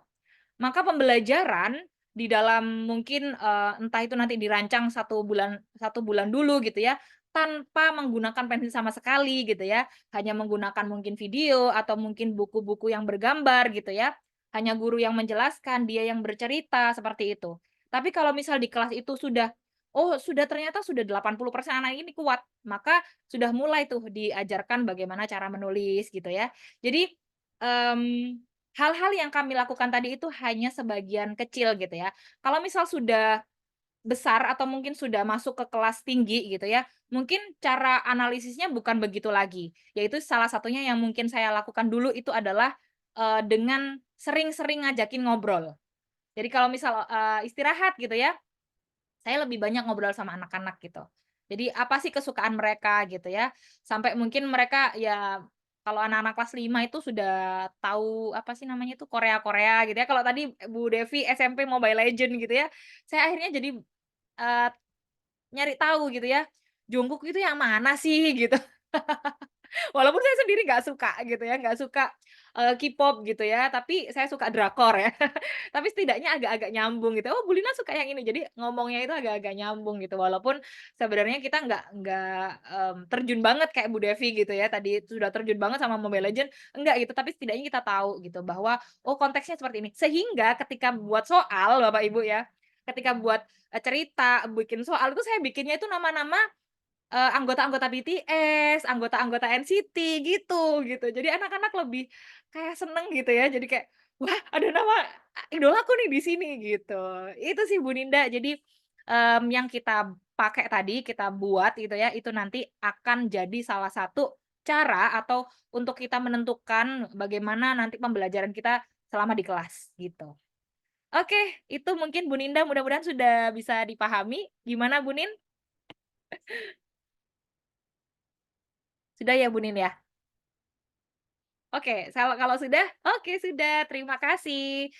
Oke, next. Oh, tapi ada pertanyaan selanjutnya, saya skip dulu ya, Bu, ya. Ini ada beberapa yang tanya gitu. Apakah ada referensi bagaimana menggunakan Lego untuk tes diagnostik awal murid di awal pembelajaran? Ini sebenarnya kesepakatan aja sih, Bu. Jadi, kalau referensi secara detail saya hanya menggunakan, apa namanya itu, kayak apa sih namanya, 6 kemampuan fondasi itu loh, Ibu. Jadi kan sebenarnya ada ya di 6 kemampuan fondasi itu apa aja sih gitu ya yang bisa dikembangkan ketika di TK. Jadi antara TK sama SD itu nggak boleh lepas. Jadi saya lihat, apa sih yang harus dikembangkan ketika misal untuk numerasi itu apa yang harus dikembangkan, itu. Jadi, hasil akhirnya itu yang akan, saya bikin sama teman-teman gitu. Jadi tergantung sama sekolahnya. Jadi kalau itu saya kembalikan lagi kepada tim observer sama tim kurikulum, untuk di sekolah kami, kemudian kita bikin sendiri gitu. Karena, lagi-lagi kami juga harus melihat, lingkungan kami seperti apa, gitu. Jadi kalau misal di lingkungan sekolah kami itu, oh Surabaya Utara itu berbeda dengan Surabaya Tengah, Surabaya Selatan gitu ya, itu berbeda. Maka bagaimana konteks yang kami buat, kemudian rubriknya tadi seperti apa, itu juga kami sepakati, bersama gitu. Kita kembangkan sama-sama dengan teman-teman guru, gitu. Terus kasih satu judul drakor, Bu Lin. Sekarang saya sedang melihat Marry My Husband. Ya, Bapak, ya. Oke, next, Bu Hasna. Untuk buat lebih percaya diri menghadapi wah ini buat Bu Devi nih ya. Sekarang saya berikan waktu kepada Bu Devi. Saya remove dulu spotlight saya. Saya ganti kepada Bu Devi. Bu Devi, ini ada pertanyaan nih Bu Devi dari Bu Hasna. Untuk buat lebih percaya diri menghadapi anak-anak SMP bagaimana ya, Bu? Apalagi kami di pesantren, pisah antara kelas laki-laki dan perempuan. Untuk kelas putra harus lebih pede, apalagi anak-anak zaman sekarang adanya bully verbal. Waduh. Oke, silakan Bu Devi. Oke, baik. Terima kasih Bu Lina. Halo Bu Hasna. Hmm. Untuk anak-anak pesantren, Bu, ya, jadi gimana nih biar percaya diri gitu. Dengan mereka memusatkan diri untuk aku daftar di pesantren, itu sudah kepercayaan diri yang luar biasa, Bapak Ibu. Nggak semua anak mau gitu ya, nggak semua anak percaya diri bahwa dia itu bertahan gitu. Cuman kepercayaan diri yang dimaksud mungkin bagaimana dia tampil kayak gitu ya, Bapak Ibu. Nah, biasakan kasih kepercayaan ya, balik lagi tadi pasalnya itu ya, kasih kepercayaan ke anak-anak, maka dia akan percaya pada dirinya. Kalau kita percaya sama mereka, mereka pun akan percaya pada dirinya. Karena di awal kepercayaan diri itu harus diberikan gitu. Bukan diminta, bukan mereka yang minta gimana ya Bu caranya gitu, bukan. Tapi kita yang kasih ruang-ruang hal kecil yang mungkin bisa membuat mereka percaya bahwa aku bisa gitu. Misal nih kepemimpinan murid di dalam kelas itu penting banget. Misal ada suatu kegiatan, coba mereka suruh mimpin bergantian gitu, nggak hanya ketua kelas. Jadi kasih kepercayaan mereka untuk mengelola manajemen, tapi sesuai dengan rasionalisasinya ya Bapak Ibu, sesuai dengan usianya, sesuai dengan perkembangan mereka. Jadi jangan sampai dia disuruh mengelola hajatan gitu ya, nggak bisa gitu ya. Jadi kasih kepercayaan itu. Saya juga pernah nih ngisi materi di satu pondok, tapi putri semua di Probolinggo gitu. Kepercayaan diri yang belum terarah katanya. Jadi mereka percaya diri gitu ya, tapi ternyata mereka tidak bisa memfungsikan kepercayaan dirinya dengan baik, disesuaikan dengan porsinya. Nah, itu yang harus dilakukan ketika mereka udah percaya diri biasanya kayak saya gitu ya, sampai muntah-muntah percaya dirinya. Nah, kalau udah kayak gitu berarti harus diarahkan. Kita sebagai guru memfasilitasi untuk memberikan ruang ke anak-anak itu untuk lebih berkembang lagi. Jadi kasih kepercayaan, apapun kegiatannya, coba kepemimpinan murid digagas terus, dilakukan terus gitu. Untuk kelas putra harus lebih pede, apalagi anak-anak zaman sekarang adanya bully verbal. Kekerasan verbal itu ada dari saya kecil, sering tuh dipanggilin nama orang tua biasanya, dimulai dari hal kecil. Nah, kalau di kelas Bapak Ibu ada yang manggil nama orang tua, jangan dianggap enteng, karena itu adalah awal dari pembulian. Saya dulu nggak pernah dipanggil nama saya sama teman-teman SD saya gitu. Nah, itu yang membuat bullyingnya lebih lama lagi, lebih variasi lagi itu. Jadi, kenalkan ke mereka keberagaman bahwa satu orang itu nggak sama dengan orang lainnya, bahwa orang kembar pun akan berbeda. Itu dimulai dari situ, Bapak Ibu. Jadi, sekecil apapun bullying akan tetap menjadi bullying, sekecil apapun bullying itu adalah kekerasan verbal gitu. Mungkin itu Bu Lina. Oke, Bu Ya. Devi, tadi kan itu Hmm. bagaimana untuk kepercayaan diri sama anak gitu ya. Nah, sekarang Hmm. gimana sih itu kalau misal kita tuh jadi gurunya gitu, sedangkan kita tuh guru baru, kan kebanyakan nih gini, Hmm. "Bu, saya tuh guru baru banget, terus ngajar di kelas tinggi atau di kelas Menghadapi ya. SMP," ya kan? Di kelas SMP atau di kelas SMA. Itu gimana Bu bisa menumbuhkan kepercayaan dirian saya gitu? Iya, maaf. Puasa ya. Oke, silakan Bu Oke, Devi. baik. Maaf Bu Hasna, servernya udah mulai belok gitu ya. Oh, kalau untuk kepercayaan diri kita juga harus percaya pada diri sendiri gitu. Kalau kita sudah memilih menjadi guru gitu, kalau kita sudah dipilih anak-anak untuk ada di depan kelas gitu, nggak ada kata lagi untuk bilang nggak percaya diri gitu.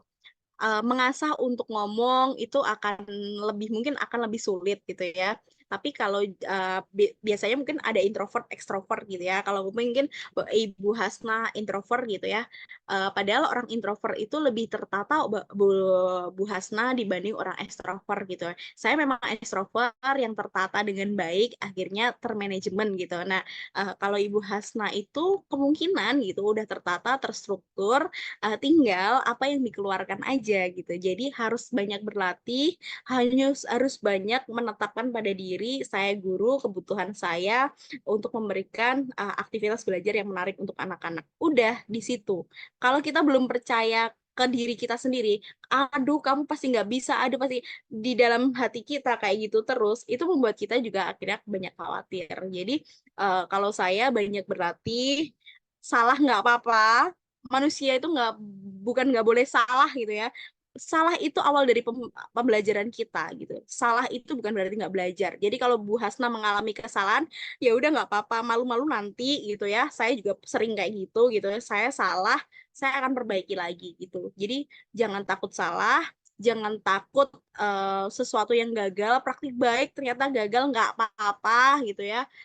Kita semua manusia, kita semua belajar. Allah itu udah ngasih ruang kita untuk belajar lebih banyak lagi, hal yang salah pun bisa dimaafkan gitu ya, apalagi kita sudah sadar. Yang penting adalah sadar bahwa salah, jangan sampai nggak percaya dirinya, udah nggak percaya diri, terus nggak sadar lagi kalau salah. Nah, itu yang nggak boleh. Yang harus kita lalui adalah tuliskan refleksi-refleksinya hari ini, apresiasi ke diri sendiri. Oh, hari ini terima kasih diriku udah mau ngomong di depan kelas dengan banyak, udah mau ngobrol sama anak-anak. Karena ngadepin anak SMP, anak remaja awal itu bukan sesuatu yang mudah gitu ya, dimana mereka udah mulai mencoba-coba nih gitu, dimana mereka udah mulai ngerti dunia baru gitu ya, yang dulunya bener-bener sama orang tua terus, apalagi ini di pesantren, mereka dapat informasi lebih banyak dari temannya, mereka akan lebih percaya dengan teman dibanding orang di rumahnya gitu ya. Itu udah mulai membuat kita tertantang juga gitu. Jadi kalau kita ngadepin anak SMP, kita bisa juga lihat kacamata anak SMP aja gitu. Jadi nggak usah takut salah. Coba aja terus. Gitu Bu Lina. Oke, terima kasih Bu Devi. Ya, oke memang sudah ini ya, sudah mendekati maghrib mungkin ya. Jadi gagal fokus Bu Devinya. Oke, ini ada tambahan kayaknya Bu dari Bu Rofiah. Tambahan Bu, kadang yang bikin guru gak percaya diri mungkin merasa kalau ada murid yang kemampuannya mungkin lebih dari kita. Jadi hilangkan perasaan kayak gitu Bu. Yakin kalau ilmu dan pengalaman kita lebih dari mereka. Semangat. Yeay, terima kasih Bu Rofiah. Ditambahin nih. Jadi intinya itu Mm-mm, kita percaya lagi gitu ya Bu Devi ya. Percaya sama diri kita mm-mm, sendiri. Mau muridnya kita itu terlihat lebih dari kita gitu ya, nggak masalah, yang penting kita tetap harus percaya sama diri sendiri gitu. mm-mm, Masya mm-mm. Allah. Keren Boleh keren. nambah dikit? Boleh silakan Bu Devi. Mm. Waktu itu aku P5 pernah nanam kangkung dan aku bukan orang yang jago untuk merawat tanaman, Bapak Ibu. Dan itu bukan menjadikan aku kerdil di depan murid-muridku, malah aku banyak belajar dari murid. Jadi nggak apa-apa, murid lebih pinter pun nggak apa-apa gitu. Wong kita itu bukan sesuatu orang yang dewa yang harus ngerti semuanya. Kita bukan malaikat yang lebih tahu lebih dulu semuanya, semua hal gitu. Kita nggak mesti expert di semua hal. Bahkan kalau murid kita bisa expert dibanding kita gitu, wah berarti dia bisa jadi tutor teman sebaya dong gitu. Oke, bener banget. Jadi bisa kita manfaatkan gitu ya. Dalam tanda kutip ya. Jadi kita manfaatkan anak ini yang mungkin memang punya kemampuan lebih gitu ya untuk bisa jadi tutor sebaya gitu. Dan sebenarnya tadi bener, kita tuh bukan orang yang atau bukan makhluk yang serba tahu. Kita punya banyak sekali kekurangan gitu ya. Apalagi anak-anak ini dengan zaman-zaman sekarang ini pasti saya yakin mereka lebih piawai gitu ya, mungkin menggunakan hal-hal yang mungkin kita dulu tidak menggunakannya gitu, termasuk mungkin gadget kayak tadi mungkin Mobile Legends. Bu Devi mungkin lebih belajar Mobile Legends ke muridnya gitu, begitupun saya tadi belajar K-pop dari anak-anak gitu. Jadi, banyak hal yang bisa kita saling pelajari antara murid dan guru gitu. Bu Devi, ini sudah jam 4:07, Bu Devi masih mau menerima satu pertanyaan atau sudah kita cukupkan dulu? Lanjut, Oke, satu pertanyaan lagi ya Bu Devi ya. Ini mau Bu boleh. Elfrida atau saya bacakan yang ada di kolom komentar, Bu? Enaknya mana Bu? Udah. Oke, saya Bu Elfrida, mohon izin dulu, Bu Elfrida mau tanya tentang, ke Bu Devi atau ke saya dulu? Kalau ke Bu Devi saya unmute, Udah, kalau enggak saya bacakan dua-duanya yang nggak Bu apa-apa, Devi. Bu. Oke, Jeng baik jeng Bu jeng. Elfrida. Bu Elfrida silakan bertanya, silakan, monggo. Oke, terima kasih sekali lagi atas kesempatan yang diberikan ya, Ibu. Ya, jadi saya mau bertanya tentang memahami diri sendiri ini, Ibu, yang tadi Bu Lina sampaikan ya. Tentang memahami diri sendiri dan memahami murid. Nah, saya tuh pernah ya, Bu ya, bahkan ya, hampir sering mengalami seperti mood swing yang kadang-kadang tuh nggak bisa dibungkiri, Bu. Kalau misal lagi ada masalah atau lagi ada sesuatu hal yang kurang mengenakkan hati dan pikiran, pasti itu terbawa ke dalam kelas. Saya tidak bisa menafikan itu ya, Bu ya.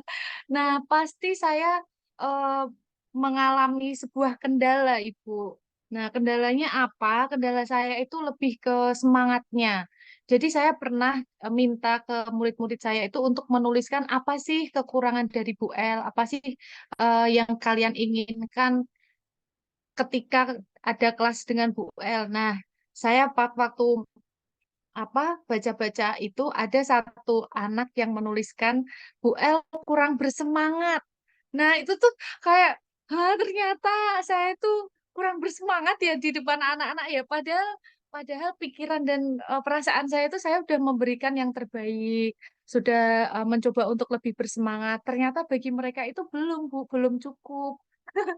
Nah, pikiran saya kalau bersemangat itu kayak yang harus menggebu-gebu terus dan itu bagi saya sangat-sangat menguras energi, Bu. Apalagi kelasnya yang kelas gemuk yang 30 lebih seperti itu atau 29. Nah, itu kan apalagi tidak ada mic ya, Bu, ya, tidak ada pengeras suara di situ. Nah, sangat-sangat menguras tenaga itu, Bu. Nah, yang saya ingin tanyakan mungkin dari Bu Lina, Bu Devi, atau siapapun yang bisa mungkin pernah merasakan dan bisa memberikan tips kepada saya ya. Bagaimana sih cara menjaga mood kita, bahkan banyak meme ya yang, apapun mood-nya ibu guru, bapak guru ketika sudah masuk kelas harus semangat, harus terlalu senyum. Tidak mau tahu anak-anak itu guru itu punya masalah apa, yang penting aku harus happy, aku harus, mendapati guru itu selalu bahagia, seperti itu nggak sih, Bu?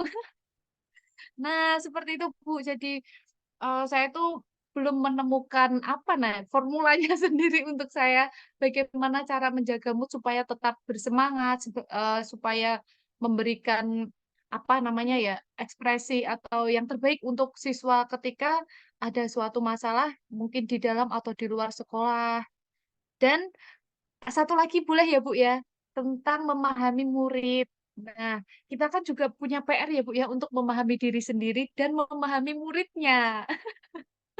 Nah, untuk memahami murid itu kadang kan tidak selalu juga ya anak-anak itu happy, terus pasti kan ada yang sedih, ada yang marah, ada yang kecewa dan lain-lain.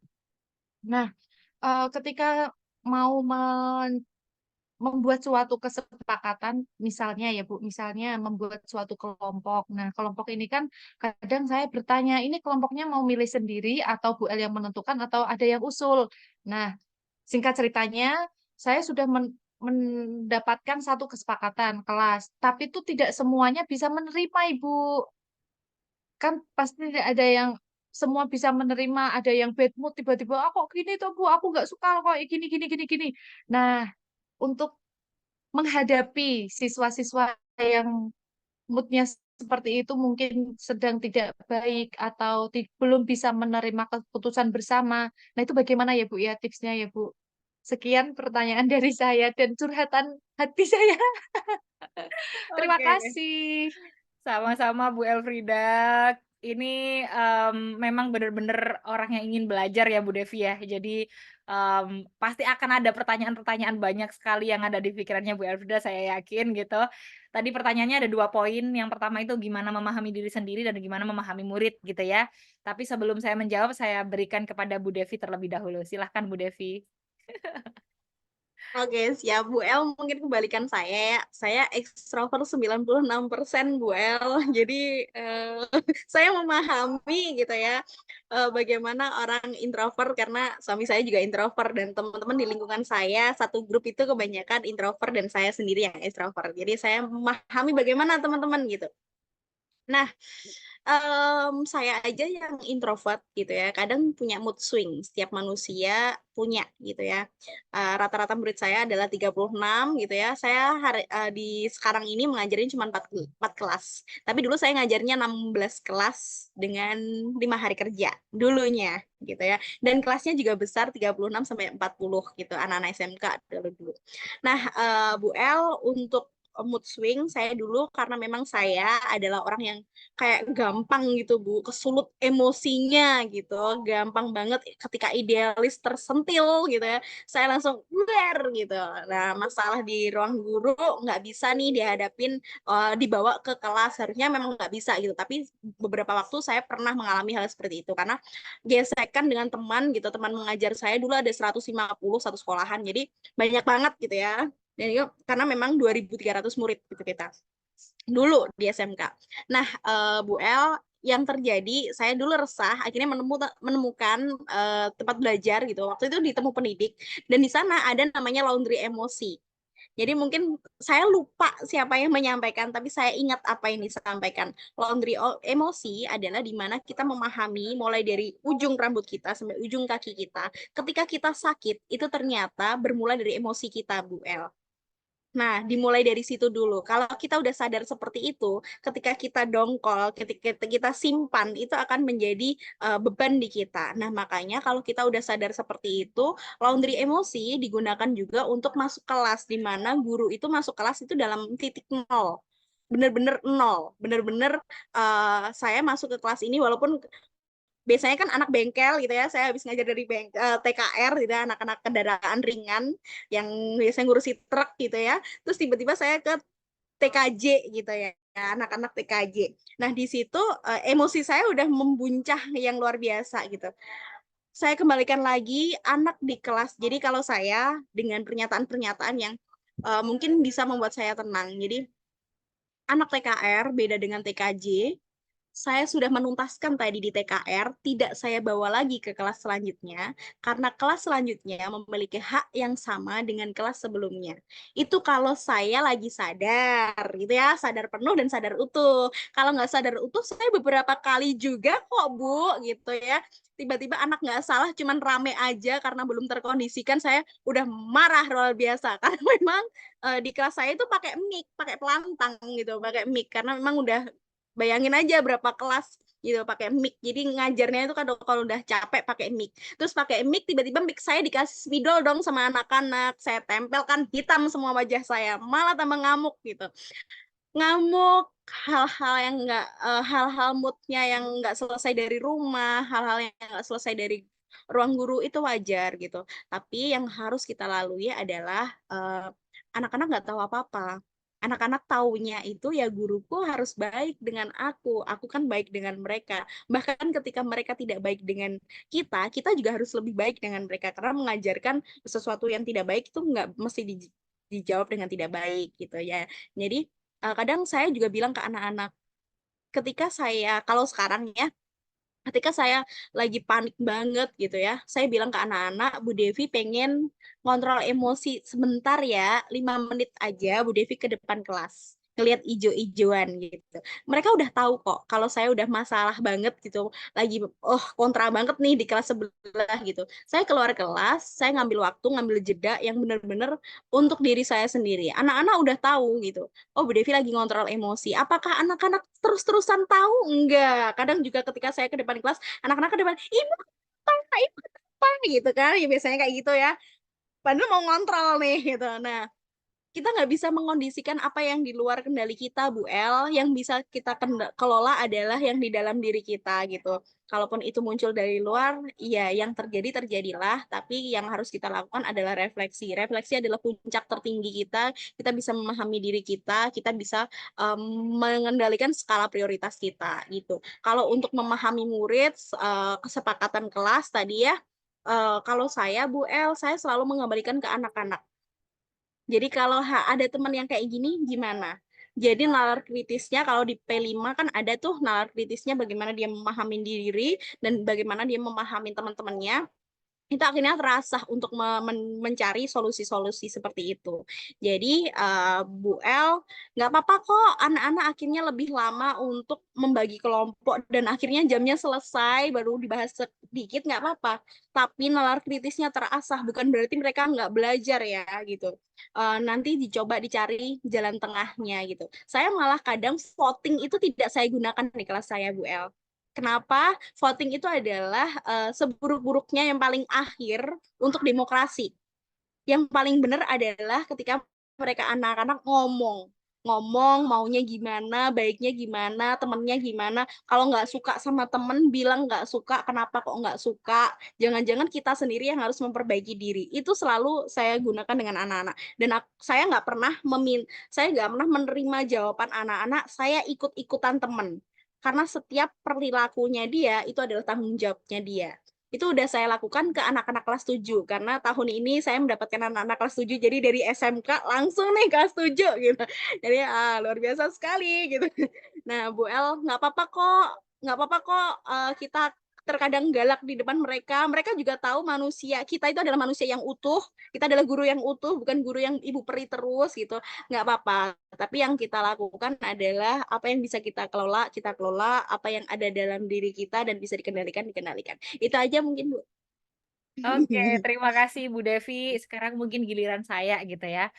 Sebenarnya mungkin karena satu frekuensi sama Bu Devi, ketika ketemu juga satu frekuensi gampang banget ngobrolnya, hampir sama gitu ya. Walaupun saya lebih ke introvert. Jadi saya itu Ibu, kalau pulang sosial baterai saya itu habis kalau pulang sekolah gitu ya.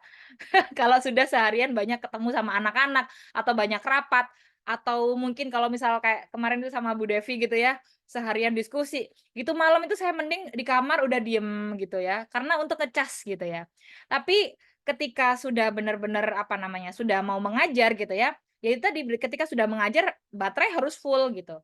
Itu kenapa kalau saran saya gitu ya, untuk bisa meminimalisir terjadinya hal-hal yang mungkin tidak kita inginkan atau perasaan-perasaan, tidak apa, istilahnya tidak mulai dari nol kalau kata Bu Devi, itu mungkin kita sudah emosional ataupun mungkin, sudah terlalu over gitu ya, maka yang bisa kita lakukan untuk bisa meminimalisir itu adalah datang dengan tidak terlambat.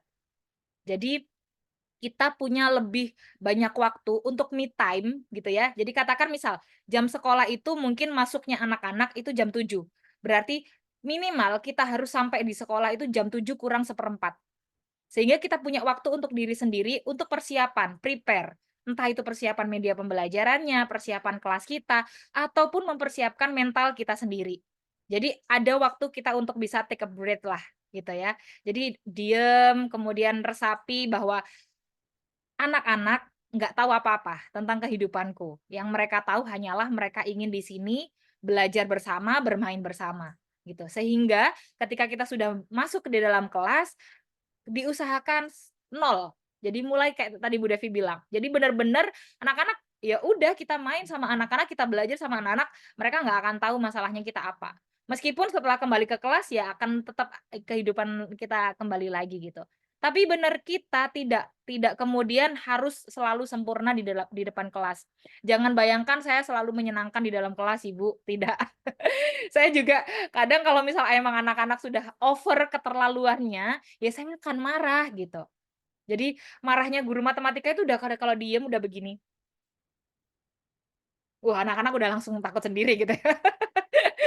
Tapi memang apa ya, istilahnya untuk anak-anak juga belajar sih bahwa, oh ternyata ada emosi-emosi, oh ternyata, tidak hanya guruku itu juga manusia biasa gitu ya. Oh aku juga harus belajar bagaimana menghormati guruku. Oh aku juga harus belajar bisa menghormati, perasaan temanku yang mau belajar gitu. Kalau misal aku rame terus berarti, temanku nggak bisa belajar dong kayak gitu. Jadi dengan hal-hal yang mungkin kita bikin dinamikanya di dalam kelas walaupun sebenarnya kita tuh nggak marah sama anak-anak gitu ya. Kita hanya kayak kadang, kesel tuh pasti ada gitu, tapi saya yakin semua guru ketika sudah terjun ke sekolah, dia ketika marah tidak akan menggunakan hatinya.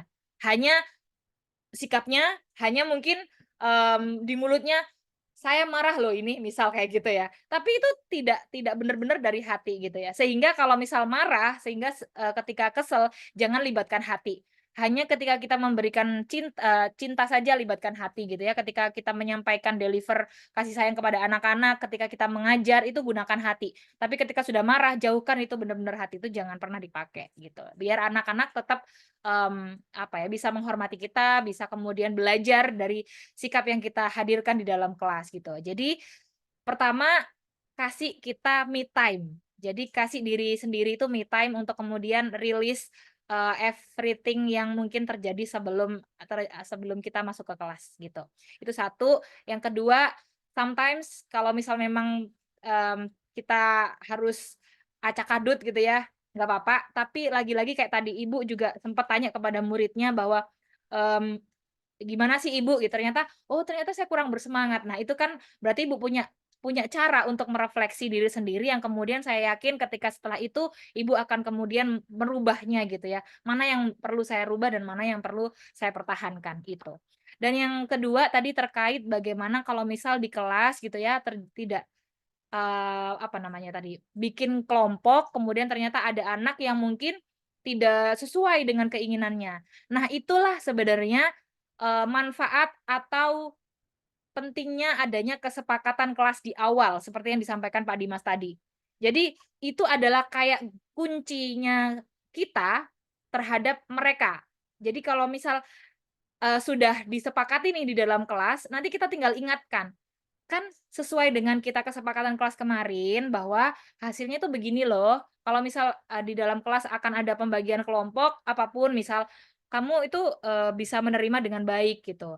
Ataupun misal tanyakan juga gitu, "Kenapa sih?" gitu ya, "Kenapa kok kamu nggak terima? Kenapa kamu inginnya dengan" mungkin dia ingin kelompok dengan satu kelompok dengan si A, si B gitu ya, itu boleh ditanyakan. Tetapi kembalikan lagi bahwa kunci dalam kelas tadi, kesepakatan kelas tadi itu seperti ini gitu. Agar dia juga mampu, dia punya hak, tapi dia dibatasin oleh haknya orang lain gitu. Jadi, mmm, untuk apa ya, untuk kita membelajarkan kepada anak-anak bahwa hidup itu tidak seenaknya sendiri gitu, intinya begitu. Meskipun, dia mungkin masih anak SD gitu ya, tapi tetap harus kita ajarkan bahwa haknya kita itu dibatasin oleh haknya orang lain gitu. Sehingga jangan sampai kemudian kita sudah punya kesepakatan, kita melanggar kesepakatan itu untuk kemudian hanya mengindahkan keinginan kita, kesenangan kita, kemudian kita merugikan haknya orang lain, seperti itu. Itu mungkin Bu Elfrida, mudah-mudahan bisa membantu menjawab. Kalau misal masih ada pertanyaan-pertanyaan di kolom chat, ini sudah terekam ya Bapak Ibu. Insya Allah mulai malam nanti gitu ya, saya akan, apa namanya, share gitu ke tim dulu, kemudian nanti akan kita share juga jawabannya ke teman-teman di grup gitu ya. Mmm, kayaknya ini sudah Bu Devi, tidak ada pertanyaannya tadi ya, untuk yang di chat, nah akan saya sampaikan di grup gitu ya Bapak Ibu ya. Oke, begitu dulu, eee untuk closing statement Bu Devi, boleh silahkan sebelum kita tutup. Oke. Oke, baik, Bapak Ibu, percayalah bahwa guru yang belajar itu tidak ada sia-sianya, bahwa guru yang belajarlah yang berhak mengajar gitu ya. Guru yang belajarlah yang akan membuat kelasnya semakin bermakna gitu ya. Guru yang belajarlah yang bisa adaptif gitu ya dan lebih bermutu gitu untuk murid, untuk dirinya sendiri, untuk teman-temannya dan untuk sekolahnya. Jadi sekali merdeka tetap merdeka belajar. Terima kasih, panjang umur perjuangan guru belajar sampai akhir. Oke, kita berikan aplaus kepada Bu Devi. Terima kasih Bu Devi karena sudah berkenan hadir di sini bersama teman-teman, bisa membersamai kami dan, insya Allah kita sama-sama belajar ya, tidak ada yang, superior di sini, insya Allah semuanya kita sama-sama belajar, sama-sama guru yang ingin menjadi guru yang bermutu ke depannya. Baik, terima kasih sekali lagi kepada Bu Devi dan juga teman-teman. Sebelum kita akhiri seperti kemarin, kita, foto terlebih dahulu ya. Oke bentar, saya view-nya dulu bentar. Yuk kita open kamera. Yuk Pak kita Dimas. open kamera terlebih dahulu. Oke, sudah ada 19 orang di sini. Saya tunggu yang masih mau open cam. Oh, iya, tadi mau bilang kucingnya Bapak. Oke, Pak Ihsan, mana ini Pak Ihsan ini ya? Ibu Desi, mohon maaf tadi pertanyaannya belum terjawab, insya Allah nanti dijawab di grup ya Ibu ya. Kemudian Bu Zanuba, Bu Ira nggak apa-apa ya, mungkin lagi ada kegiatan lain. Oke Bu Zanuba, terima kasih sudah on cam. Baik, saya akan hitung. Error terbalik Bu wajah saya. Gak apa-apa Pak Ihsan, jadi lucu nanti jadinya ya. Oke, baik-baik. Saya hitung ini pose formal dulu ya. 1, 2, 3. Oke, sekarang gaya bebas. 1, 2, 3. Lagi ya. Satu lagi, karena ini hari terakhir untuk jumpa lewat virtualnya. 1, 2, 3. Nice, terima kasih Bapak Ibu semua. Mudah-mudahan apa yang sudah kita pelajari 2 hari ini secara Zoom gitu ya, bisa mendapatkan hasil yang maksimal dan bisa diterapkan di dalam kelas. Jangan lupa, jangan berhenti di kelas ini saja. Bapak Ibu harus terus belajar ke depannya, menyelami diri sendiri gitu ya. Dan insya Allah grupnya itu tidak akan saya bubarkan Bapak Ibu. Itu nanti akan jadi komunitas belajar kita sama-sama. Kalau misal ada yang mau kita diskusikan dan lain sebagainya, kita bisa diskusikan bersama. Dan mungkin informasi-informasi apapun juga mungkin akan bisa saya share di sana. Gitu, terima kasih banyak Bapak Ibu, ini sudah jam 4:30. Saya akhiri, mohon maaf apabila banyak sekali kekurangan dan salah gitu ya. Kami hanya manusia biasa, mudah-mudahan Bapak Ibu semua selalu dalam keberkahan Tuhan Yang Maha Kuasa. Saya akhiri, wassalamualaikum warahmatullahi wabarakatuh. Waalaikumsalam warahmatullahi wabarakatuh. Makasih Bu Lina. Ah, Sampai jumpa lagi di lain waktu ya. Sampai jumpa. Silakan beristirahat sepekan. Iya betul. Saya izin end meeting ya.